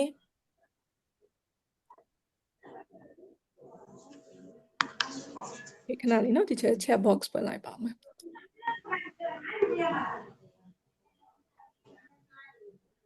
Okay so တော့teacher ဟို message ကအများကြီးဖြစ်နေတော့လေတကယ်လို့ကို question လေးကို teacher ကြော်သွားမိတယ်ဆိုလို့ရှင်အာမနာတန် teacher ရေးဖြေပေးပါအောင်ထပ်ပို့တာဖြစ်လုပ်ပါနော် voice ကနေပဲမေးလိုက်နေတယ်ရှင် voice ကနေလည်းမေးလို့ရတယ် yes ကောင်းပါတယ် ဟုတ်ကဲ့ဘေးကပါရှင် PKT ရောနော်ဒီစကြိုင်းမယ်ဆိုလို့ရှင် level ဘယ်လောက်ထိရှိဖို့လိုရလဲသိရှင် English စာ level ကိုပြောရလား ဟုတ်ကဲ့ရှင် English စာ level ကတော့ B1 B2 လောက်ဆို it's okay I guess နော် B1 B2 ဘာလို့ဆို तू က English လိုပဲ तू ကသင်ရမယ်စာမွေးဖြေရမယ်ဆိုတော့ဒါကိုယ့်ရဲ့ English က B2 လောက်ရှိရင်တော့ပိုကောင်းတာပေါ့နော် B2 လောက်ရှိရင်တော့ပိုကောင်းတယ်ဟိုကိုက English စာ skill အရင်ဖြည့်ပေါ့နော်တကယ်လို့ကို English ready မဖြစ်သေးဘူးဆိုလို့ရှင်လေ ချက်ပြောလေးတစ်ချက်မေးချင်ပါရှင်အဲ့ဒါ TKT မတိုင်ခင်ပေါ့နော်ရှင်ဟိုသမီးတို့ကလေဟို phonics တွေဘာရောအဲ့လိုလုပ်ထားဖို့လိုရလားရှင် Phoenix ကကြတော့စောနာဒီချက်ပြောသလိုဟို तू ကကိုကဘသူ့ကိုတင်ပါလဲ Okay alright ကိုက young learners ကိုတင်ပါလားကိုကလူကြီးကိုတင်ပါလားနော်ကိုက young learners မှာ early learners စောနာဒီချက်ပြောသလို4 to 7 8အဲ့လိုမျိုးတင်ချင်တယ်ဆိုလို့ရှိရင်နော် maybe Phoenix ကိုဒါလေးလာပေါ့ဟုတ်ပြီလားနော်ပြီးတော့ဟိုဒါမှမဟုတ်လို့ရှိရင်ကိုက general တင်မယ်ဆိုလို့ရှိရင်တော့ဘယ်အုပ်စုကိုတင်ရမှမသိသေးဘူးကွာအဆင်ပြေတာတင်မယ်ကဲဒါဆိုလို့ရှိရင်လည်းဒါ TKT ကောမော်ကျူတိုင်တက်ထားပေါ့နော်ဟိုဘယ်လိုသွားမယ်ဆိုရယ် formula အတိအကျတော့မရှိဘူးပေါ့နော်အဲ့လို ဟုတ်ကဲ့ပါရှင် Hello, teacher. ပြောလေးတစ်ချက်အတန်းပွဲလေးပေါ့နော်ရှင်အခုစမဲ့အတန်းပွဲမှာပေါ့နော်ဒီဟိုအလာမေးထားတာပါရှင်သမီးကလေဟုတ်တစ်ချက်အဲ့ဒါစနေပြီလားမသိဘူးရှင်ဒီ campus on campus ပေါ့နော် တင်တန်းစုံစမ်း Okay alright တင်တန်းစုံစမ်းချင်တယ်ဆိုလို့ရှိရင်စနေပြီလား campus ဆိုရင် wait တကြံပြီးရင်လာခဲ့လိမိတယ်နော် ဟုတ်ကဲ့ပါရှင်ဟုတ်ကဲ့မစသေးဘူးလားရှင် မစသေးဘူးလားစတာတပတ်ရှိသွားရင်လည်းတူတယ်ဒီချက်လည်းသိချာမသိဘူးသမီးဟိုကလောက်ပါလားဖုန်းဆက်ပြီးမေးလိုက်ပါလားဒီချက်ဖုန်းနံပါတ်လေးပေးလိုက်မယ်နော် ရှင် level test ပြရမယ်ဆိုလို့ပါရှင်သမီးကတော့ဘယ်လိုပြရလဲ အော်ဟုတ်ပြီ level test ပြင်သူတို့အကုန်ရှင်းပြပေးလိုက်မယ်နော် ဟုတ်ကဲ့ပါရှင်ဟုတ် level test ပြင်လေးပို့ပါလိမ့်မယ်ပြီးလို့ရှိရင်အမှဖြေလိုက်ရုံပဲပြီးလို့ရှိရင်သူတို့စစ်ပေးပြီးပြန်ဆက်သွယ်လိုက်မယ်နော်အဲ့မှာအာမနာတန်မေးပါရပါတယ်နော် ဟုတ်ကဲ့ပါရှင်ကျေးဇူးပါရှင် Hello, teacher. Hello ဟုတ်ကဲ့ပါဟုတ်ကဲ့ပါ ဟုတ်ကဲ့လောလောဆယ်မှာ TKT ပြီးသွားပြီပေါ့နော်ချေband 3 band 4နဲ့ထွက်တာဒါပေမဲ့နောက်တစ်ခုကိုတီစောကိုဆက်တက်တင်လားစစ်တာကိုဆက်ပြီးတက်တင်လားဆိုတာ Okay ချန်လေးပေးပါအောင်ချေ ဟုတ်ကဲ့ language level ကတော့ around B2 upper intermediate လောက်ရှိပါတယ် Okay ဟုတ်ကဲ့ဟုတ်ဆရာအောင်ကျော်ဖြူဆရာဖြေပေးလိုက်ပါကျွန်မဖြေရည်များနေ ဟုတ်အဲ့ဒီဘိုင်းတွေကတော့ကျွန်တော်အသိပြီးတော့အမှန်တမ်းပြောရင်သိမသိဘူးတချေပဲဆက်ပြီးတော့ဖြေပေးလိုက်တချေတော့မောနေပြီလားတော့မသိ မ ဘူး မောပါဘူးရပါတယ်ဆရာဟုတ်ဟိုဆရာရဲ့ insight လေးလည်းနည်းနည်းကြားချင်လို့လေအမြင်များကွဲတာရှိပလားပေါ့ကျွန်မပြောတာ ਨੇ ပေါ့နော်ဘာလို့ဆိုဆရာနဲ့ကျွန်မနဲ့ဟိုလမ်းချောင်းသွားထားတဲ့ပုံစံချင်းလည်းမတူတော့လေ တူဟုတ်တယ် ဟုတ်တယ် ဟို ဟုတ် ဆယ်တာကတော့ဟိုကလေငွေကြီးအရာဟိုချိန်ပြီးတော့ဟိုဖြစ်ရင်တော့ငွေကြီးရပြည့်စုံတယ်ဆိုရင်တော့ဆယ်တာဘက်ကိုဟိုလှမ်းစေခြင်းတယ်ပေါ့ဆယ်တာကိုလူတွေကပို့ပြီး prefer ဖြစ်ကြဈေးကွက်ထဲမှာဆယ်တာကိုပို့ပြီး prefer ဖြစ်ကြတယ်ဥပမာ British Council ဆိုရင်လည်းဆယ်တာကိုလက်ခံတာပေါ့အဲ့လိုမျိုးဆိုတော့ဟိုလူကြိုက်များတဲ့ပုံမှာဘယ်ဟာပိုကောင်းတယ်လို့တော့သိပြီးတော့အဲ့လိုကြီးမသိဘူးဈေးကွက်အရဆိုရင်တော့ဆယ်တာကိုကျောင်းတော်များများ prefer ပိုဖြစ်ကြတယ်အဲ့လိုမျိုးတော့ရှိတယ်ပေါ့နော်ပြီးတော့ပတ်စံလည်းဈေးပိုကြီးမယ်အဲ့လိုမျိုးလေးတော့ရှိတာပေါ့နော်အဲ့ဒါကိုချိန်ရမယ်နဲ့တူဟုတ်ကဲ့ဘယ်လမ်းကြောင်းပဲသွားတော့ကောင်းပါတယ် ဟုတ်ဟိုဆယ်တာတော့ဆွမ်းနာဟုတ်တယ်ဆရာပြောတာဟိုငွေအခုကဒေါ်လာဈေးကြီးလည်းတော်တော်မြင့်တော့ခါကျတော့ဈေးကြီးရပေါ့နော်ဈေးကြီးရဒါပေမဲ့ဟိုဆရာနဲ့အမြင်တူပါတယ် impression ကတော့ Celta ပိုကောင်းတယ်ဒါပေမဲ့ Celta တက်မှာမဟုတ်ဘူး Celta တက်မှာမဟုတ်ဘူးဥမာကိုယ့်ရဲ့ဟိုဘယ်လိုပြောမလဲ career path ပေါ့ကိုက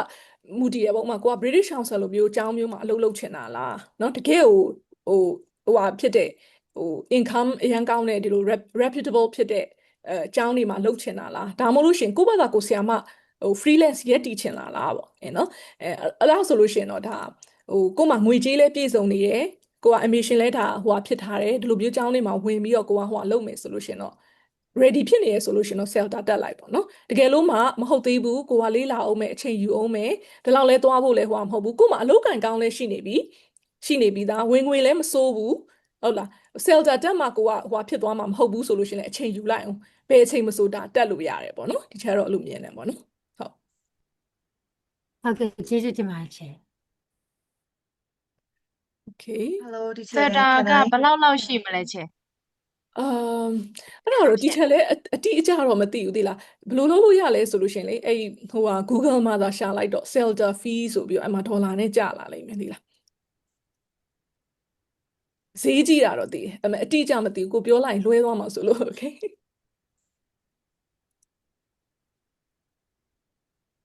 ဟိုဈေးကြီးရဆိုတာကလည်းဟိုဘယ်လိုပြောမလဲကိုယ့်ရဲ့ဟိုဟာပေါ့ income ပေါ်မှာမူတည်ရပေါ့နော်တချို့ဆရာမလေးတွေကြလဲဟို income ကောင်းကြတယ်ဆိုတော့ဟို ဒီထက်တော့တော်တော်ပတ်စံစုပြီးတော့တက်ရတာပေါ့နော်ဟိုကတော့ကြတော့ဟိုနားချီဒီနားချီပေါ့တက်ချင်တဲ့ဆန္ဒဟိုတစ်ခုထဲနေပေါ့နော်ဒါပေမဲ့ဟိုဘယ်လိုပြောမလဲတချို့ကြတော့လေပတ်စံပေါ့နော်သူကလောက်ရှိမှာရာခိုင်နှန်းနီးပါးသိန်း100နီးပါးရှိမယ်ထင်တယ်ဒီချက်ထင်တာအခုဒေါ်လာဈေးနဲ့ဆိုလို့ရှိရင်ပေါ့နော်ဟိုတစ်လထဲနဲ့အဲ့လောက်ပေးရတယ်ပေါ့အဲ့လိုပေါ့ဒါပေမဲ့မတန်ဘူးလားဆိုလို့ရှိရင်လည်းဒီချက်အမြင်အနေနဲ့ဆိုလို့ရှိရင်တန်တယ်လို့ထင်တယ်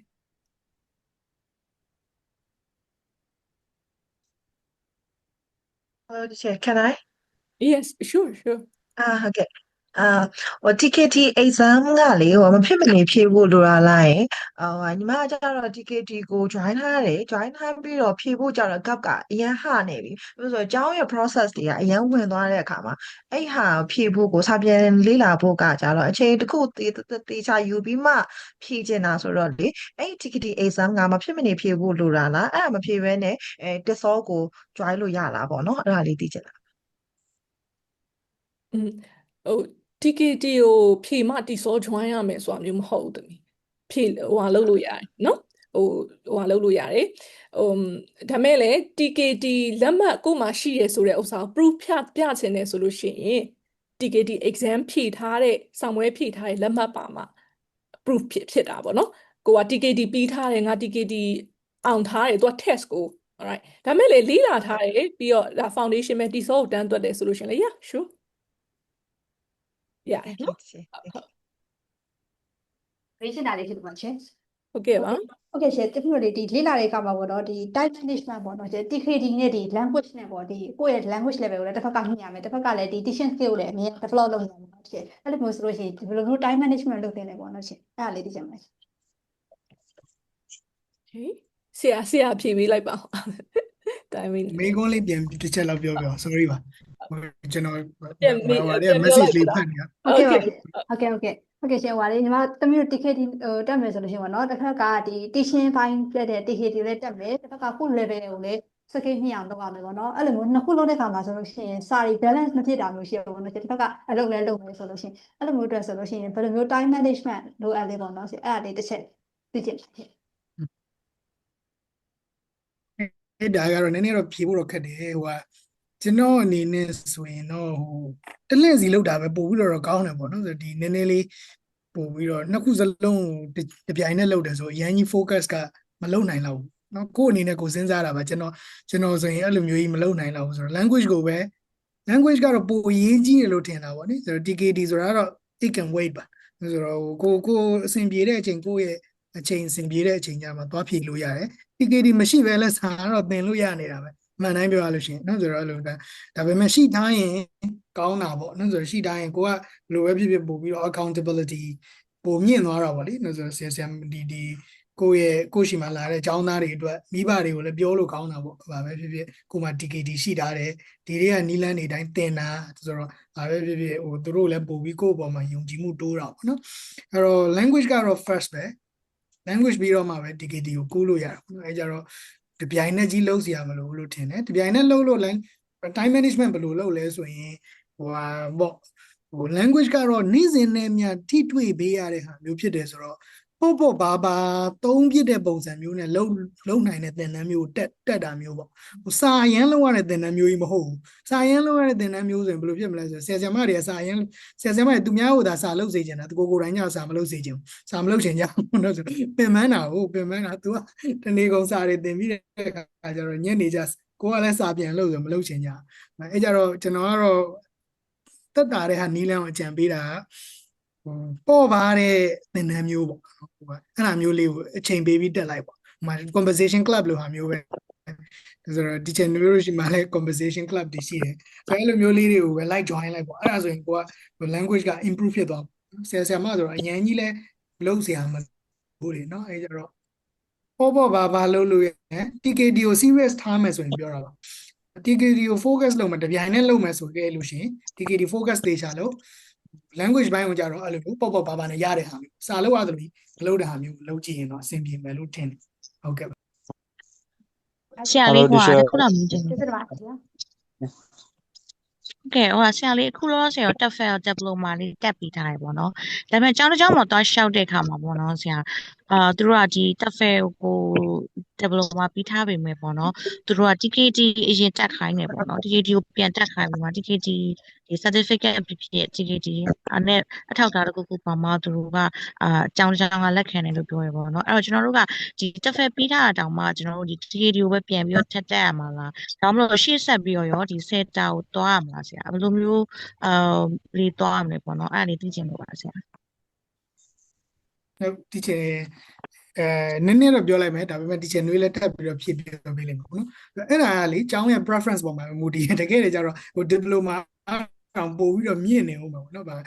TKT ဆိုတာလုံးဝ basic entry ပဲသူကအစပဲဟိုတကယ် knowledge ပဲပေါ့သူက knowledge test လို့နာမည်ပေးထားတာသူ့မှာဟိုမှာလေ TP တွေပါတော့ teaching practice လုပ်ပြရတဲ့ဟာတွေတော့မပါဘူးလေနော်ဆိုတော့အဲ့ကြတော့ knowledge ကိုပဲ test လုပ်ထားတာသူက basket မှာရှိတာဟို basket မှာရှိတာမဟုတ်ဘူးပေါ့နော် knowledge ကိုပဲအဓိက test လုပ်တာဟိုအရင်ကြီးမြင့်တဲ့ဟို certificate တော့လည်းမဟုတ်ဘူးပေါ့သူက basic entry ပဲဆိုတော့ကျောင်းကပြဿနာဟိုကျောင်းကသူတို့ရဲ့ preference ပေါ့လေသူတို့ကဒါလေးရှိတာမှကောင်းတယ်လို့ထင်တာမျိုးကြတော့လေဟိုမှားတယ်မှန်တယ်လို့တော့မဟုတ်ဘူးပေါ့ဒါသူအကြိုက်နဲ့သူပဲပေါ့အဲတခြားမှာသွားလျှောက်တော့အဲ့ဒါဆိုလေသူတို့ကလက်မခံဘူးဆိုတခြားမှာသွားလျှောက်လိုက်တော့ဟုတ်ကဲ့ပါဒီချင်နွေးဆက်ပြောပြီးပါဟုတ်ကဲ့ပါဆရာကျေးဇူးပါ ကြောင့်လည်းပါမယ်ထင်တယ်လူသိများရတယ်လည်းဆိုင်မယ်ထင်တယ်ဥမာ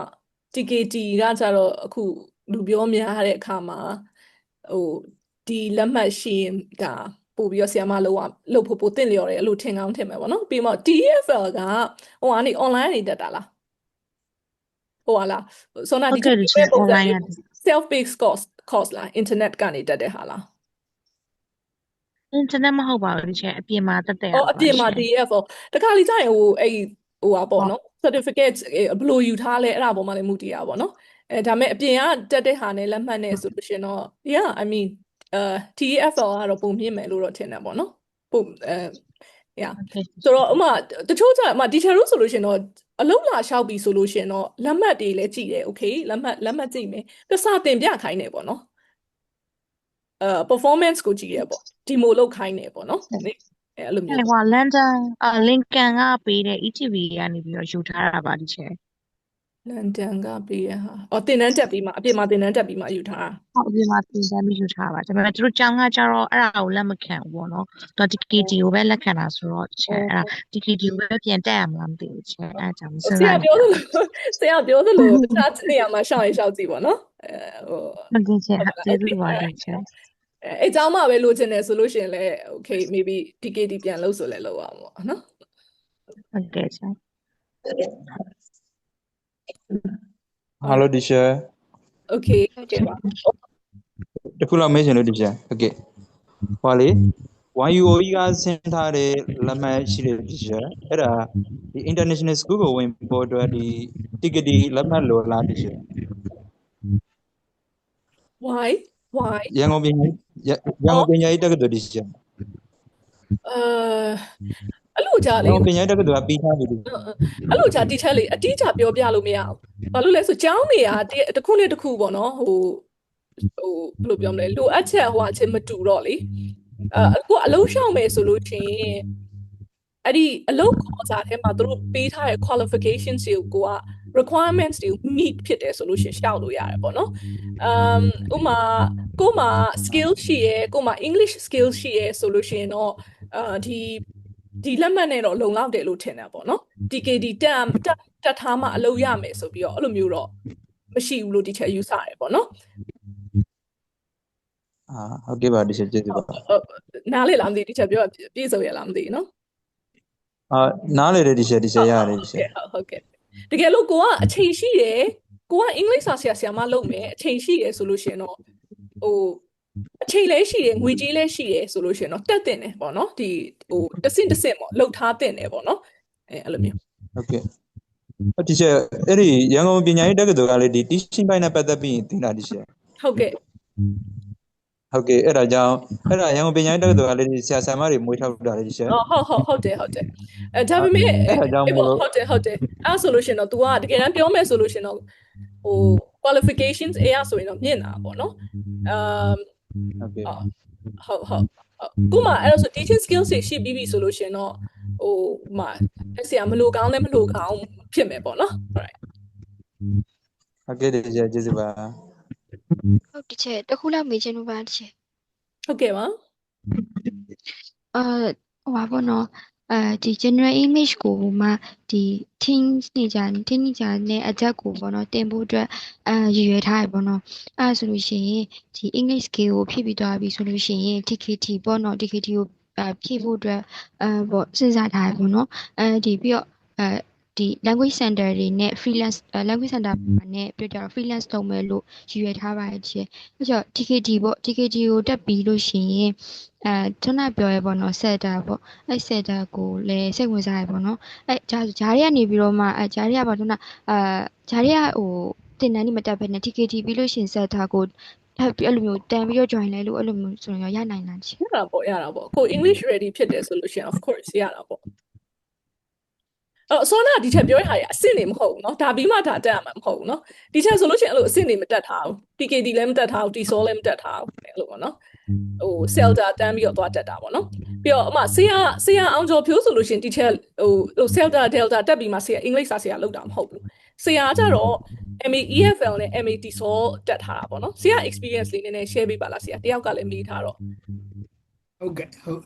ကျွန်တော်ကတော့ဟိုလိုမျိုးရိုးရိုးလမ်းကြောင်းပေါ့ကျွန်တော်တို့တော့အဲ့လို TKT တွေပါတွေကလည်းနည်းနည်းနာမည်မကြီးသေးတော့လေကျွန်တော်တို့ကတော့ BA English ပြီးတယ် BA English ပြီးတော့ qualify ဝင်တယ် qualify ဝင်တဲ့အခါကျတော့ကျွန်တော်ကဟိုတောင်တက်ကတော်မှာ qualify ဝင်တာပေါ့ဝင်တာကြတော့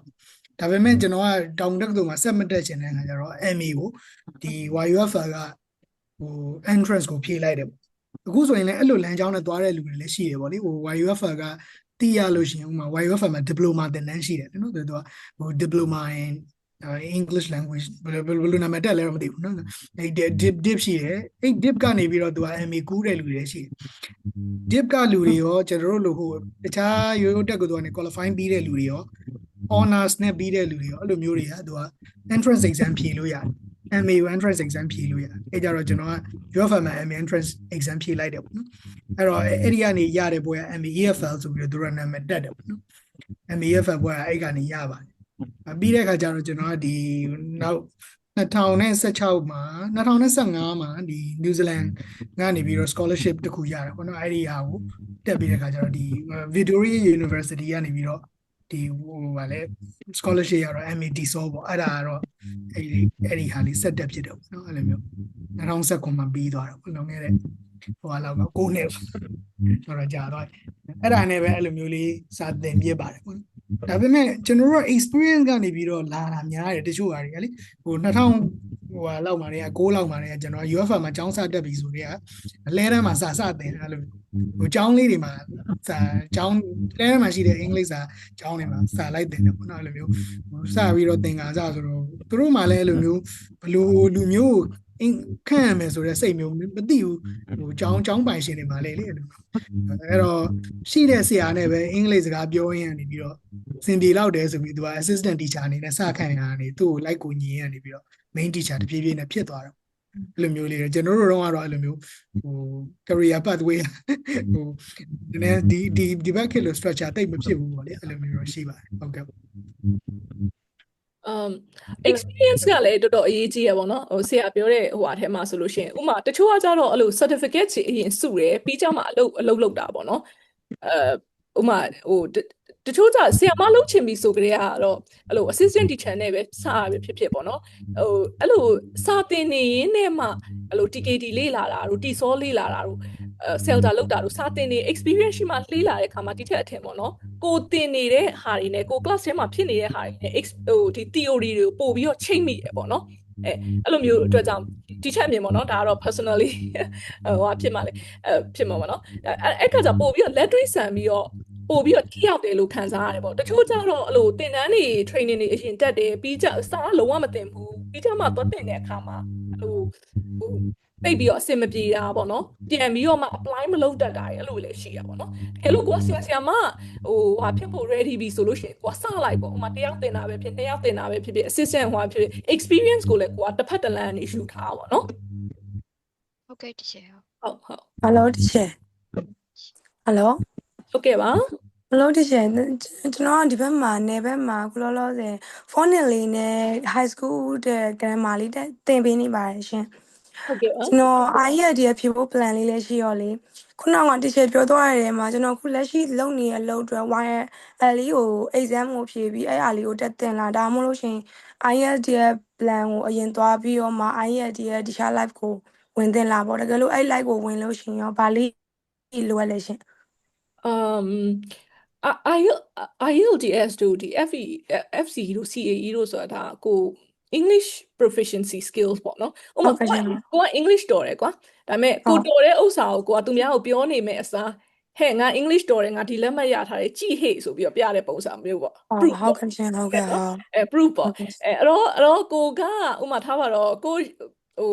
ဆရာမအခု English စာသင်တဲ့ market ကလည်းတော်တော်ကျေပြန့်လာတယ်ကွာ ဟုတ်ကဲ့ရှင် comparative ဖြစ်လာတယ်ပေါ့နော် ဟုတ်ကဲ့ မြို့နယ်မှာဆိုလဲကိုမြို့နယ်မှာ online သင်မယ်ဆိုလို့ရှိရင် online မှာကိုကရှင်ရမယ်ပေါ့သူများနဲ့ပေါ့နော် ဟုတ် အဲ့ဒီအတွက်ကြောင့်မို့ဟိုဖြေရမယ်ဆိုဖြေလိုက်ပေါ့ဘာပဲဖြေပေါ့ FCE ဖြေချင်လဲရတယ် IELTS ဖြေချင်လဲရတယ် CAE ဖြေချင်လဲရတယ်ဒါကတော့ကိုယ့်ရဲ့ personal choice ပေါ့နော် ဟုတ်ကဲ့ရှင်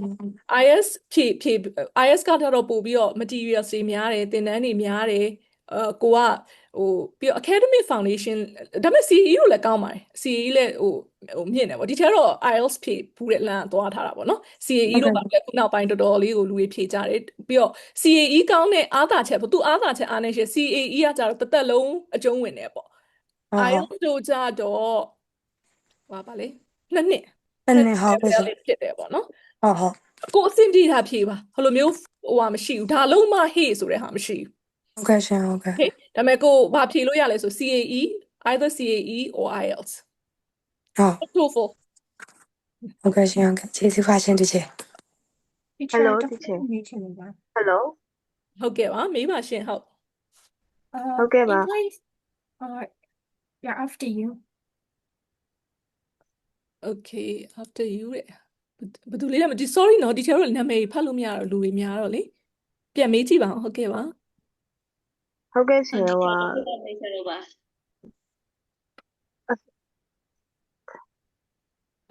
okay ဟုတ်ပြီနေနာမည်ကလည်းဘယ်လိုခေါ်မှမသိမတွေ့လိုက်လို့ sorry ပါပြန်မေးကြည့်ပါဟုတ်ကဲ့ ဟုတ်ကဲ့ဟွာလေအမအရင်မေးလိုက်ပါဟုတ် Okay ဘာဟုတ်ကဲ့ရှင်ဟွာလေ assistant teacher တယောက်အနေနဲ့ညီမကရက်20လောက်ပဲရှိသေးရဲ့ရှင်teacher ဟုတ်ကဲ့ကြားပါရှင် ဟုတ်ကဲ့ရှင်ဟွာရှင်ညီမကကြောင့်လေသူတို့ပြောတာလေးတွေကိုနားလေပြီးတော့ခါကျပြန်ပြောဖို့အတွက်လည်း reply ရှိရဲ့ရှင်ပြီးတော့နှုတ်ကနေအဲ့လိုတိတ်ပြီးတော့မထွက်ရဲတာ English ကတော့ practice ပေါ့ Yes exposure နဲ့ကိုကများများ practice လုပ်မယ်ဆိုလို့ရှင်တော့ရတာပေါ့နော်ဟိုသူချက်ချင်း ဟုတ်ကဲ့ ဖြတ်သွားရမယ်အဲ့လိုအလောတကြီးတော့ language ကဟိုမရဘူးပေါ့နော်ဟိုဘာမှလာပေါင်းများစွာပြောမယ်ဆိုနှစ်ပေါင်းများစွာ practice ပေါ့နော်အဲ့တော့ကိုအလုပ်အတွေ့အကြုံကို English စာ practice လုပ်တဲ့အပေါ်မှာအချိန်ပေးပြီးတော့ရင်းနှီးမြှုပ်နှံမှုအဲ့ဒီပုံမှာဒီချက်ထင်တာမှုတည်ရထင်တယ်တကယ်လို့ကိုက English confidence မရှိဘူးကိုရဲ့လိုအပ်နေတဲ့ skills က English ဆိုလို့ရှိရင်ကို့မှာအချိန်နဲ့ငွေကြေးရှိရဆိုလို့ရှိရင် English စာသင်တန်းကိုတက်လိုက် self study ဘာညာလုပ်တယ်ဆိုလို့ရှိရင်ကိုကအားမလုပ်လို့မထီရောက်မှာဆိုလို့ပေါ့နော်ဒီချက်ပြောတဲ့ချက်တဲ့ဘောက ဟုတ်ကဲ့ပါ ပြီးတော့ဥမာဘာဟို teaching certificate တက်မယ်ဘာ course တွေညာ course တွေတက်မယ်အရင်ဆုံးအရေးကြီးဆုံးက English လို့ဒီချက်ထင်တယ်ပေါ့နော်ဘာလို့လဲဆိုတော့ဥမာကိုက TKT လုပ်မယ်ပဲထားအောင် TKT ကလည်း English လို့ပဲသင်ရမှာအဲ့ English ဟုတ်ကဲ့ပါ materials တွေကိုကိုကဖတ်ရမှာနော်ကိုက English လိုမျိုးမဖတ်နိုင်ဘူးမရေးနိုင်ဘူးမပြောနိုင်ဘူးမဆွေးနွေးနိုင်ဘူးဆိုလို့ရှိရင်ဘယ်အစ်စ်မဲ့ကိုတက်နေကိုကကြံခဲ့မယ် ဟုတ်ကဲ့ပါအဲ့လိုထင်တာပေါ့နော် right so အမေက English စာ skill အားနည်းနေတယ်ထင်လို့ရှိရင် English ကိုစတက်လိုက်အခြေခံရမယ်ဖြစ်ဖြစ်ဥမာဟိုအရင်းနှီးမြှုပ်နှံလိုက်ပေါ့နော် English ကဒါတစ်စစ်တက်သွားတယ်ဆိုလို့ရှိရင်ဒါကိုလုံးနိုင်တဲ့အများကြီးလမ်းစာတွေပေါ်လာမယ်လို့ဒီချက်ထင်တယ်ပေါ့နော် ဟုတ်ကဲ့ပါရှင်ဟိုကိုထင်တာကကြတော့လေလို့ပြောနိုင်နေချင်းဟိုလိုစာရှင်းတယ်ဆိုရင် E2E လို့ရှင်းပြနိုင်တယ်ဒါပေမဲ့အဲ့လို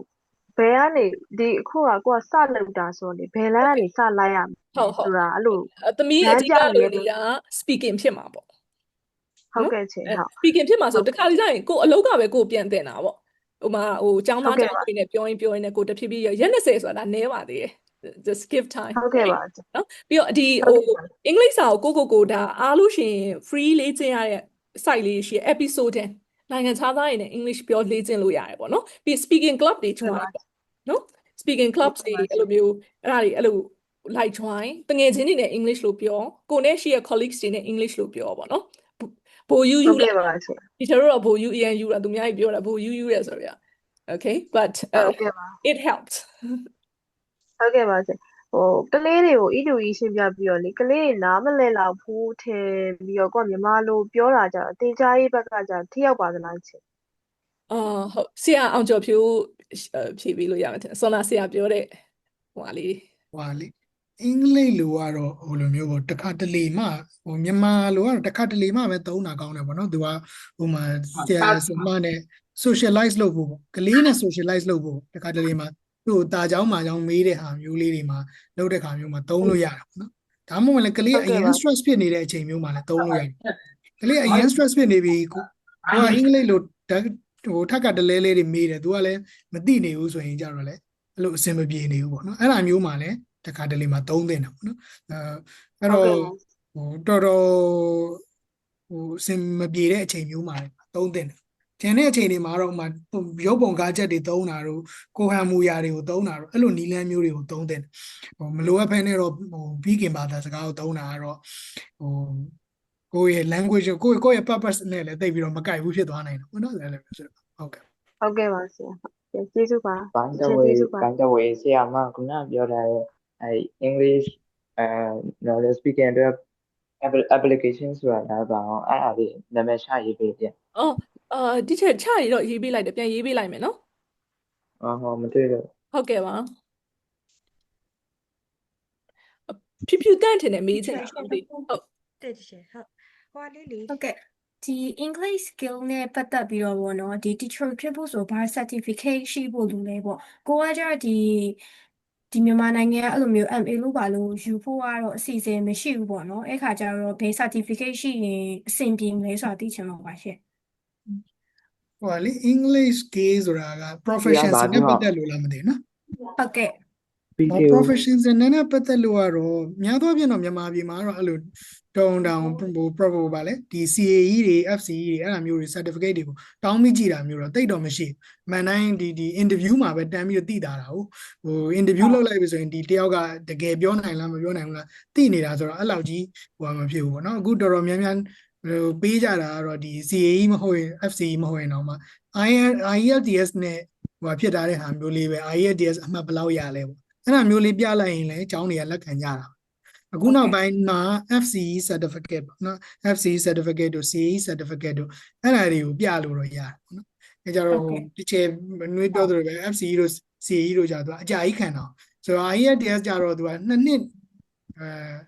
နော်ဆိုတော့2နှစ်နေသူကဟို expire ဖြစ်သွားဒါပေမဲ့လည်းဟိုကျွန်တော်တို့ဆိုလည်းဟိုလွန်ခဲ့တဲ့နှစ်ပေါင်းများစွာဖြေထားတာဒါပေမဲ့အခုချိန်ထိအဲ့ဟာရဘူးတယ်ဆိုတော့ဟာနဲ့ပြောပြီးတော့သင်နေတာပဲဘယ်သူမှလာပြီးတော့အဲ့လိုဆိုတော့ဖြေထားတာကြားလာနေပြီနော်ဆိုတော့မရတော့အခုလောက်ဆိုပြန်ကြနေရောပေါ့ဆိုဘယ်သူမှလာပြီးရမ်းမချပါဘူးအဲ့ကြတော့အဲ့လိုမျိုးပဲပေါ့နော်အဲ့ကြတော့ကိုယ်အဆင်ပြေတဲ့ဟာကိုသာဖြေပေါ့လလန်းမိတာပေါ့ဟုတ်ကဲ့နောက်ဆုံးဟိုလေဗါ British Council English School လေးနဲ့ပဲဟိုစစ်ပြီးတော့ပြလို့ရတဲ့အကြောင်းမျိုးတော့ရှိနေပေါ့I see thank you ဟုတ်ကဲ့ပါဟုတ်ပြီးတော့ချဲတစ်ခုဟုတ်ကဲ့ပါကျဲဟိုလေအဲ့အခုကလေ TKD တို့ TFL တို့ကလည်းလေတို့ online ကနေပြီးတော့လေ့လာလို့ရတဲ့နေရာပေါင်းစုံရှိနေတာပေါ့နော်အဲ့ဆိုတော့ဒီအလုပ်ခွင်မှာပေါ့အလုပ်ရှင်တွေကလို့ဘေး source ကနေပြီးတော့ကိုက certificate ကိုရလို့ရှိရင်လက်ခံမလဲပေါ့နော်ဘေးကအစိတ်အချရဆုံး certificate ဖြစ်မလဲပေါ့နော်ဘေးတက္ကသိုလ်ကပေးတဲ့ဟာပိုကောင်းမလဲပေါ့လို့သိချင်တာပါရှင့်အဲ့ဒါဆွမ်းနာတီချက်ပြောပြလိုက်တယ်ပေါ့နော်ဟိုဟိုပါလေဒီဗာလဲတီဆိုဆိုလို့ရှိရင်ဒီဘာခေါ်လဲနေပါ off call ဆိုတော့ဒီချက်အဲ့ logo လေးပြန်ပြပေးမယ်နော်ဟို TKG ကတော့သူကဆောင်းမွဲဖြေလိုက်တယ်ဆိုလို့ရှိရင်ဒီဆောင်းမွဲဖြေလိုက်လို့လက်မှတ်ရပြီဆိုလို့ရှိရင် I guess ဒါ accept ဖြစ်တယ်ပေါ့နော်ဟိုယုံကြည်ရတယ်ပေါ့ကိုကအမှတ်ထွက်လာပြီဆိုရင်ကိုအမှတ်ကဒါကိုရဲ့ skill ကိုပြလိုက်ပြီပေါ့အဲ့လိုဆုံးဖြတ်လိုက်တယ်ပေါ့တီဆိုဆိုလို့ရှိရင်ဒါလေးကိုသတိထားဒီဟာလေးဒီလား ဟုတ်တယ်ပါရှင်ဟုတ် အဲ့ဒါလေးနော်ဒီမှာဒီဥစ္စာ ဟုတ်တယ်ရှင်ဟုတ် နော် ဟုတ်တယ်ရှင် TEFL ဆိုရင်ရောပေးတက္ကသိုလ်ကပေးဟာ ဒီ EFL ကြတော့လေ teacher ကမသိဘူးတော့ so it's something that I haven't done research about it so ဒေတာလေးတော့ teacher မပြောနိုင်ဆရာသိရင်ဆရာ share ပေးလို့ရပါတယ်ဟုတ် ကျွန်တော်လည်းအဲ့လိုမျိုးတော့မသိဘူး ဟုတ်ဟုတ် မြန်မာပြည်မှာတော့အဲ့လိုမျိုးဟိုတကယ်ဟိုနော်လေနာမည်ရှိပြီးသားတင်တန်းတွေကတော့သူတို့ဟာနဲ့သူတို့တော့ဟိုအဓိကကတော့နာမည်နည်းနည်းကြီးတဲ့တင်တန်းတွေပေါ့လေအဲ့လိုမျိုးကတော့သူတို့တေချာအောင်တော့လုပ်ထားတာအဲ့မှာတေချာကိုကတင်တန်းစုံစမ်းတဲ့နေရာမှာတေချာမေးဖို့ပဲလိုတာအဲ့လိုမျိုးဒီဆိုဘယ်သူကပေးတာလဲဘယ်နေရာတွေမှာသုံးလို့ရလဲဟိုလောက်ရှောင်မယ်ဆိုရင်လက်ခံမလားပေါ့နော်အဲ့ကြတော့ဟိုပြီးတော့မြန်မာပြည်မှာလည်းကြောင်းအများကြီးမရှိပါဘူးတကယ်တည်းကြတော့ဟိုဘာဖြစ်တယ်ဆိုတော့အဲ့လိုဟိုတေချာစုံစမ်းဖို့ကတော့အရေးကြီးဆုံးပဲပေါ့နော်နာမည်သိမကြည့်တဲ့အကြောင်းဘယ်သူမှမတက်တဲ့ကြောင်းတစ်ခုကိုဈေးသက်တာတယ်ဆိုပြီးသွားတက်လိုက်ရင်အဲ့ဒါသိတာကတော့နည်းနည်းပြဿနာရှိနိုင်တာပေါ့နော်ဆိုတော့တကယ်ခိုင်မာရက်တည်နေတဲ့ကြောင်းတွေဖြစ်ဖို့လိုတာပေါ့နော်အဲ့ဒါတွေရှေ့မှာလေတဲ့သူတို့ဟိုသွားတက်ဖူးတဲ့သူတွေရှိတယ်ဆိုတော့အဲ့လိုမျိုးအတန်နေအများကြီးနားထောင်ဖို့တော့လိုတာပေါ့ကိုကလည်းငွေကြေးအများကြီးရင်းနှီးထားရတာပေါ့နော်အဲ့ကြတော့သတိထားဖို့တော့လိုတာ ဟုတ်ရှင်ဟုတ်တယ်ရှင်ကျေးဇူးပါရှင်ဟုတ် စောနာဟိုဘာလို့ဟို question လေးပေါ့မြန်မာလိုပြောရမလား English လိုပြောပြီးသင်ရမလားဆိုလို့ရှိရင်လေဟိုလုံးဝဈေးသက်သာပြီးတော့လေဟိုဒီထက်ပြောကိုလေးလာလို့ကောင်းတဲ့ဥစ္စာဆိုလို့ရှိရင်အဲ့ British Council Teaching English ကပေးတဲ့ course လေးတွေပေါ့နော်သူက video လေးတွေကြည့်ပြီးတော့ဟို quiz လေးတွေဖြေပြီးတော့လေ့လာအရန်ကောင်းတယ် teacher ဆိုအားလို့ရှိရင်အဲ့ဒါအခုထိလုပ်သေးတယ်အဲ့ဒီဟာလေးတွေဒီ British Council Teaching English မှာလေသူအဲ့လို register လုပ်လိုက်တင်ရတာလည်းလွယ်တယ်အချိန်ကုန်လည်းတက်တာတယ်ပြီးတော့သူကပေါ့ပရှိတယ်အရင်ကြီးမပင်ပန်းသွားကိုသိချင်တဲ့ skills တွေသူ micro skills တွေတင်တာပေါ့နော်အဲ့ဒါလေး teacher recommend လုပ်တယ်ပြီးတော့ ELG Concord ဆိုလို့ရှိရင် TKD Zelda Delta အဲ့လိုမျိုး material တွေအကုန်လုံး free share ပေးထားတာပေါ့နော်အဲ့ဒီ site လေးရှိတယ်အဲ့ဒါလေး recommend လုပ်တယ်ပေါ့နော်ကိုဟွာဖြစ်ချင်တယ်ဆိုလို့ရှိရင်အဲ့မှာဟိုဝင်ပြီးတော့လေ့လာပေါ့နော်ပြီးတော့ဒီဆရာအောင်ကျော်ဖိုးရဲ့စာအုပ်လေးနည်းနည်းပြန်ကြည့်ကြလိုက်အောင်ဆရာစာအုပ်လေးကလည်းတကယ်ကိုကောင်းတယ်ဟိုပေါ့ပရှိတယ်မြန်မာလိုပဲရေးထားတဲ့အတွက်ကြောင့်ဒါလူတိုင်းနားလေတယ်ပေါ့နော်အဲ့ထဲမှာဟိုစောနာမေးတဲ့ question လေးတွေပေါ့စာဘယ်လိုသင်ရမလဲဘယ်နည်းလမ်းနဲ့ approach လုပ်ရမလဲဆိုလို့ရှင်ဒါဟိုလိုအပ်တဲ့ဟာလေးကိုရှာပြီးဖတ်လိုက်တာနဲ့ဟိုတော်တော်လေးဟိုထိရောက်ရှိတယ်ဒီစာအုပ်လေးဒါဆရာလုပ်ထားတာအရန်ဟိုကျေးဇူးတင်တယ်ပေါ့နော်ဒီဟာလေးကဟိုလူတိုင်းဒါဟိုဖြစ်မယ်ဟိုစာအုပ်တွေဆိုတော့မှဟို English လို့ဆိုတော့မှပြင်းလို့ heavy ဖြစ်လို့မဖတ်ဖြစ်တဲ့ဟာတွေစာအုပ်များရင်ဘယ်ဥစ္စာကိုရွေးဖတ်ရမလဲမသိဘူးဖြစ်မှာပေါ့နော်ဒါလေးကကြောက်ကို handbook အနေလေးနဲ့စောင့်ထားလို့ရတယ်ပေါ့နော်ဒါဆရာစာအုပ်လေးပါဟုတ်ကဲ့ပါမျိုးဗာလဲနည်းနည်းအဲ့လိုမျိုးနည်းနည်းဘယ်လိုပြောရမလဲဝေးလံကောင်တည်တဲ့နေရာတွေမှာဟို community based education လုပ်နေတဲ့အကြောင်းတွေဆိုရင်ကျွန်တော် request လမ်းလုပ်လို့ရတယ်ပေါ့နော်စာအုပ်ကိုပို့ပေးဖို့ပေါ့အဲ့လိုမျိုးဒါမှမဟုတ်ရင်လည်း soft copy ပို့ပေးဖို့ပေါ့အဲ့လိုမျိုးဒါပေမဲ့အဖွဲ့အစည်းနာမည်နဲ့တော့အဲ့လိုမျိုးတော့ request လုပ်အောင်နော်တဦးချင်းနေနဲ့တော့ကျွန်တော်ကမပို့ပေးဘူးအဲ့လိုမျိုးအဖွဲ့အစည်းနဲ့အဲ့လိုမျိုးလေးလုပ်နေတာရှိတယ်ဆိုလို့ရှိရင်ကျွန်တော်လမ်းပို့ပေးတာရှိတယ်ပေါ့အဲ့လိုမျိုးတွေရှိပါဟုတ်ကဲ့ပါဆရာ Okay all right so တော်တော်ဒီချေတို့ဖြေလိုက်ပြီးနေတူတယ်နော်okay ဒီချက်ပြောတယ်လေဒီကောင်ဆိုတီချင်အင်္ဂလိပ်ELD ကောင်ဆိုဒီချက်ပြောထားတဲ့ဟာတွေရပါတော့သက်စာချက်ဟို online ကဟိုဒီ pro page ကတင်တဲ့ video တွေကိုပြောလိုက်ချင်းသူတို့ page ကတင်တဲ့ video တွေpage ကတင်တဲ့ video မဟုတ် तू ကအဲ့လိုမျိုး course လေးရှိတယ်အမှ register လုပ်ရတယ်ဥမာထားပါတော့ဟို teaching English to young learner ဆိုလို့ရှိရင်အဲ့လို course လေးပေါ့နော်6ပတ်5ပတ်6ပတ်လောက်ရတဲ့ course လေးအဲ့လို register လုပ်ရတယ်ဟုတ်ကဲ့ပါဆရာဟုတ်ကဲ့ဆရာဟောအဲ့နာမည်မေ့နေပါခေါ်လေ free ဘာမျိုးအဲ့ဟာလေးနဲ့သူတို့ British Council နဲ့ collaborate လုပ်တာနဲ့တူတယ်ဟုတ်ဗီဒီယိုတိုလေးလေ British Council YouTube တို့ Facebook တို့မှာတင်တယ်ဟုတ်ဒီချေဟုတ်တခုလောက်မေးချင်လို့ခုနဆရာရဲ့စာအုပ်ကပေါ့နော် တကယ်လို့မြန်မာပြည်မှာမဟုတ်ပဲနဲ့ overseas ကလူတွေဆိုရင်ရောဘယ်လိုပဲလို့ရဆရာကကတော့ soft copy လို့တော့ပြောတယ်ဒါပေမဲ့ဆရာအဖွဲ့အစည်းနဲ့လို့ပြောရဲဆိုတော့လေအဲ့ဒါလေးသိချင်လို့overseas ကလူဆိုလို့ရှိရင်ဆရာစာအုပ်ကိုဘယ်လိုမျိုးမှာလို့ရဘယ်လိုပဲလို့ရမလဲပေါ့နော်စပိုင်းတော့ကျွန်တော်ဟိုထိုင်းကိုပို့ပေးလိုက်သေးတယ်ပေါ့နော်ဒါပေမဲ့အဲ့လိုမျိုးအခုကတော့စာအုပ်လည်းကျွန်တော်ရှိမှကျတော့လက်ကျန်မရှိတော့ဘူးအဲ့လိုမျိုးတိုက်မှာပဲနည်းနည်းရှိတော့မှာဆိုတော့အဲ့ဒီတိုက်ကိုတော့မေးကြည့်ရင်တော့ရမလားမသိဘူးပေါ့လေတိုက်ကိုတစ်ချက်မေးကြည့်လိုက်ပေါ့သူတို့လည်းထိုင်းကိုပို့ပေးတယ်လို့တော့ပြောတယ်ဒါပေမဲ့နေရာပေါ်မှာတော့နည်းနည်းမူတည်မယ်လို့ထင်တယ်တိုက်နာမယ်ဒီကန့်ကူဆန်ဆိုတဲ့စာဟိုပါပေါ့နော်ဆိုင်နာမည်လေးကကန့်ကူဆန်အဲ့လိုဒါပြီးကန့်ကူဆန်စာပေကိုတစ်ချက်မေးကြည့်ရင်တော့ဟိုဖြစ်မှာပေါ့နော်အဲ့လိုမျိုးဟုတ်စာအုပ်တိုက်ပေါ့ဆရာကန့်ကူဆန်စာအုပ်တိုက်က န့်ကူဆန်အင်္ဂလိပ်လိုရှာလဲရတယ်ဗမာလိုရှာလဲရတယ်သူကနှစ်ခုတွဲပြီးတော့ရေးထားတာပေါ့နော်ဟုတ်ကဲ့ဟုတ်အဲ့ဆိုတစ်ချက်မေးလိုက်ပါမယ်ဆရာကန့်ကူဆန်ဟုတ်ကဲ့ကျေးဇူးပါဆရာ right so question တော့နှစ်ခုလောက်ဖြေပြီးရင်ဒီထဲကိုလက်ဆက်တက်လိုက်တော့မယ်နော် alright နည်းနည်းလေးဟောချင်နေပြီဆိုတော့ okay Hello teacher ဟုတ်ပြီ yes sir ဟာပါလို့ teacher ဒါလေး self course လေးနဲ့ပတ်သက်ပြီးတော့သိချင်လို့လေ teacher ဟုတ်ကဲ့ပါဟုတ်ကဲ့ teacher ဟောပေါ့ teacher တို့နှစ်ယောက်စလုံး share သွားတဲ့တဲမှာပေါ့နော် teacher teaching experience ကလည်းမြင့်တဲ့အပြုံမှာ teacher တို့က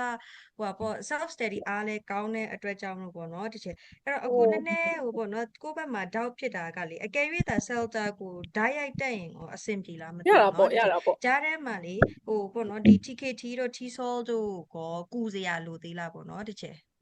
not necessarily okay ကိုက ready ဖြစ်တယ်ဆိုလို့ရှိရင် yes တက်လိုက်ရတယ်နော်ဟုတ်ကဲ့ teacher ဟုတ်ကဲ့ရှင် teacher ပြီးတော့လေ teacher ဟာလေ TKT TSOL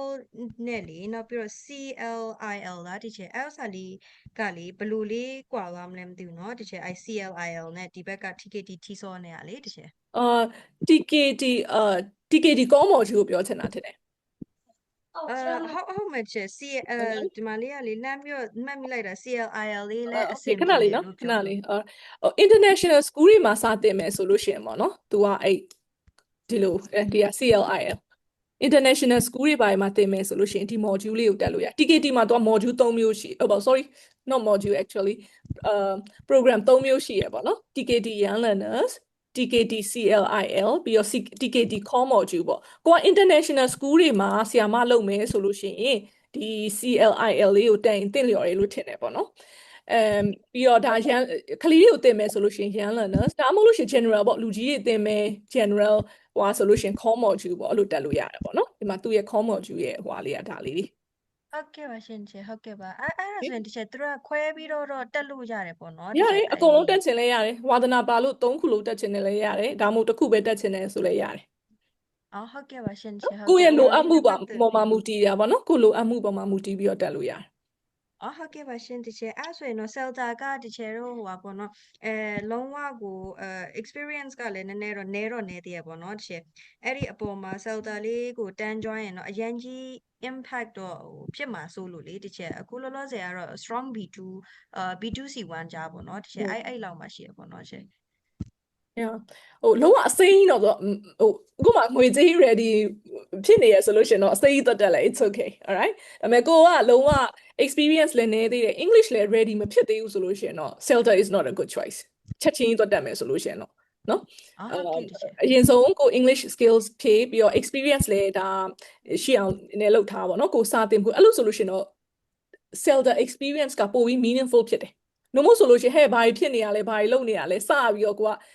ဥမာထားပါတော့ကိုက English skill ကျွမ်းကျင်ပြီးတော့ experience ရှိလို့သွားတက်လိုက်တာကကိုအတွက်80%ကျန်မယ်ဆိုလို့ရှိရင်အဲ့ဒါတွေမရှိပဲသွားတက်လိုက်လို့ရှိရင်ကိုရှိမှာ40% 50% လောက်ပဲကျန်မယ်ဟုတ်ကဲ့တချေအဲ့ဆိုရင်လေတချေ Celta လေးကိုတက်ဖို့ဆိုရင်လေကို level ကလေဟိုဘယ်လောက်မှဆိုရင်တော့အဆင်ပြေလောက်လဲချေ B2 C1 လောက်ဆိုရင်အဆင်ပြေလောက်လားချေ B1 of course C1 ဆိုရပါပြီနော် IELTS ဆိုရင်7အဲ့လိုဆိုအဆင်ပြေပါအဲ့လောက်ရောက်မှတက်ရမယ်မဟုတ်ဘူးနော်ဟုတ်ကဲ့အလောက်ရောက်မှတက်ရမယ်မဟုတ်ဘူးတက်ချင်တယ်ဆိုလို့ရှင်တက်လို့ရတယ် okay alright ဟုတ်ကဲ့ပါရှင်တချေ thank you so much ပါတချေဟုတ်ကဲ့ပါ so ဆရာလည်းဟို message ကနေပြီးပြန်ဖြည့်ပေးရဲဆိုတော့ဟိုလုံလောက်ပြီနဲ့တူရယ်နော်အားလုံးကျေးဇူးအများကြီးတင်ပါတယ် so everyone thank you so much for coming thank you so much for sharing your knowledge as well. Okay, and it's been a great session. And thank you so much, Sia Angel, for your time and for your energy and for your expertise. We really appreciate, right? And အားလုံးလည်းကျေးဇူးတင်ပါတယ်အများကြီးဆွေးနွေးရတဲ့အတွက်ဒါအကျိုးရှိမယ်လို့လည်းထင်တယ်ပေါ့နော် all right okay so recording လေးကိုဒီချက်ဟိုပြန်တင်ပေးမယ်လीနော်ဟို line ကောင်းအောင်တော့ဟိုလုပ်ရမယ် okay line ကလည်းတော်တော်ဆိုးတာဆိုတော့ maybe YouTube မှာဖြစ်ဖြစ်ဒီချက်တင်ပြီးတော့ link လေးပြန် share ပေးမယ်နော်အားလုံးအတွက်ဟုတ်ကဲ့ပါ thank you ပါဒါဆိုလို့ရှိရင်အားလုံး bye bye ပါ Good night, everyone. Okay, bye-bye. Thanks, teacher. Yes, good night, everyone. Okay. Thank you, Vasia Anjopyo. ကျေးဇူးအများကြီးတင်ပါတယ်ဆရာနဲ့ teacher. Okay. Jesu ba. Bye-bye. Bye bye.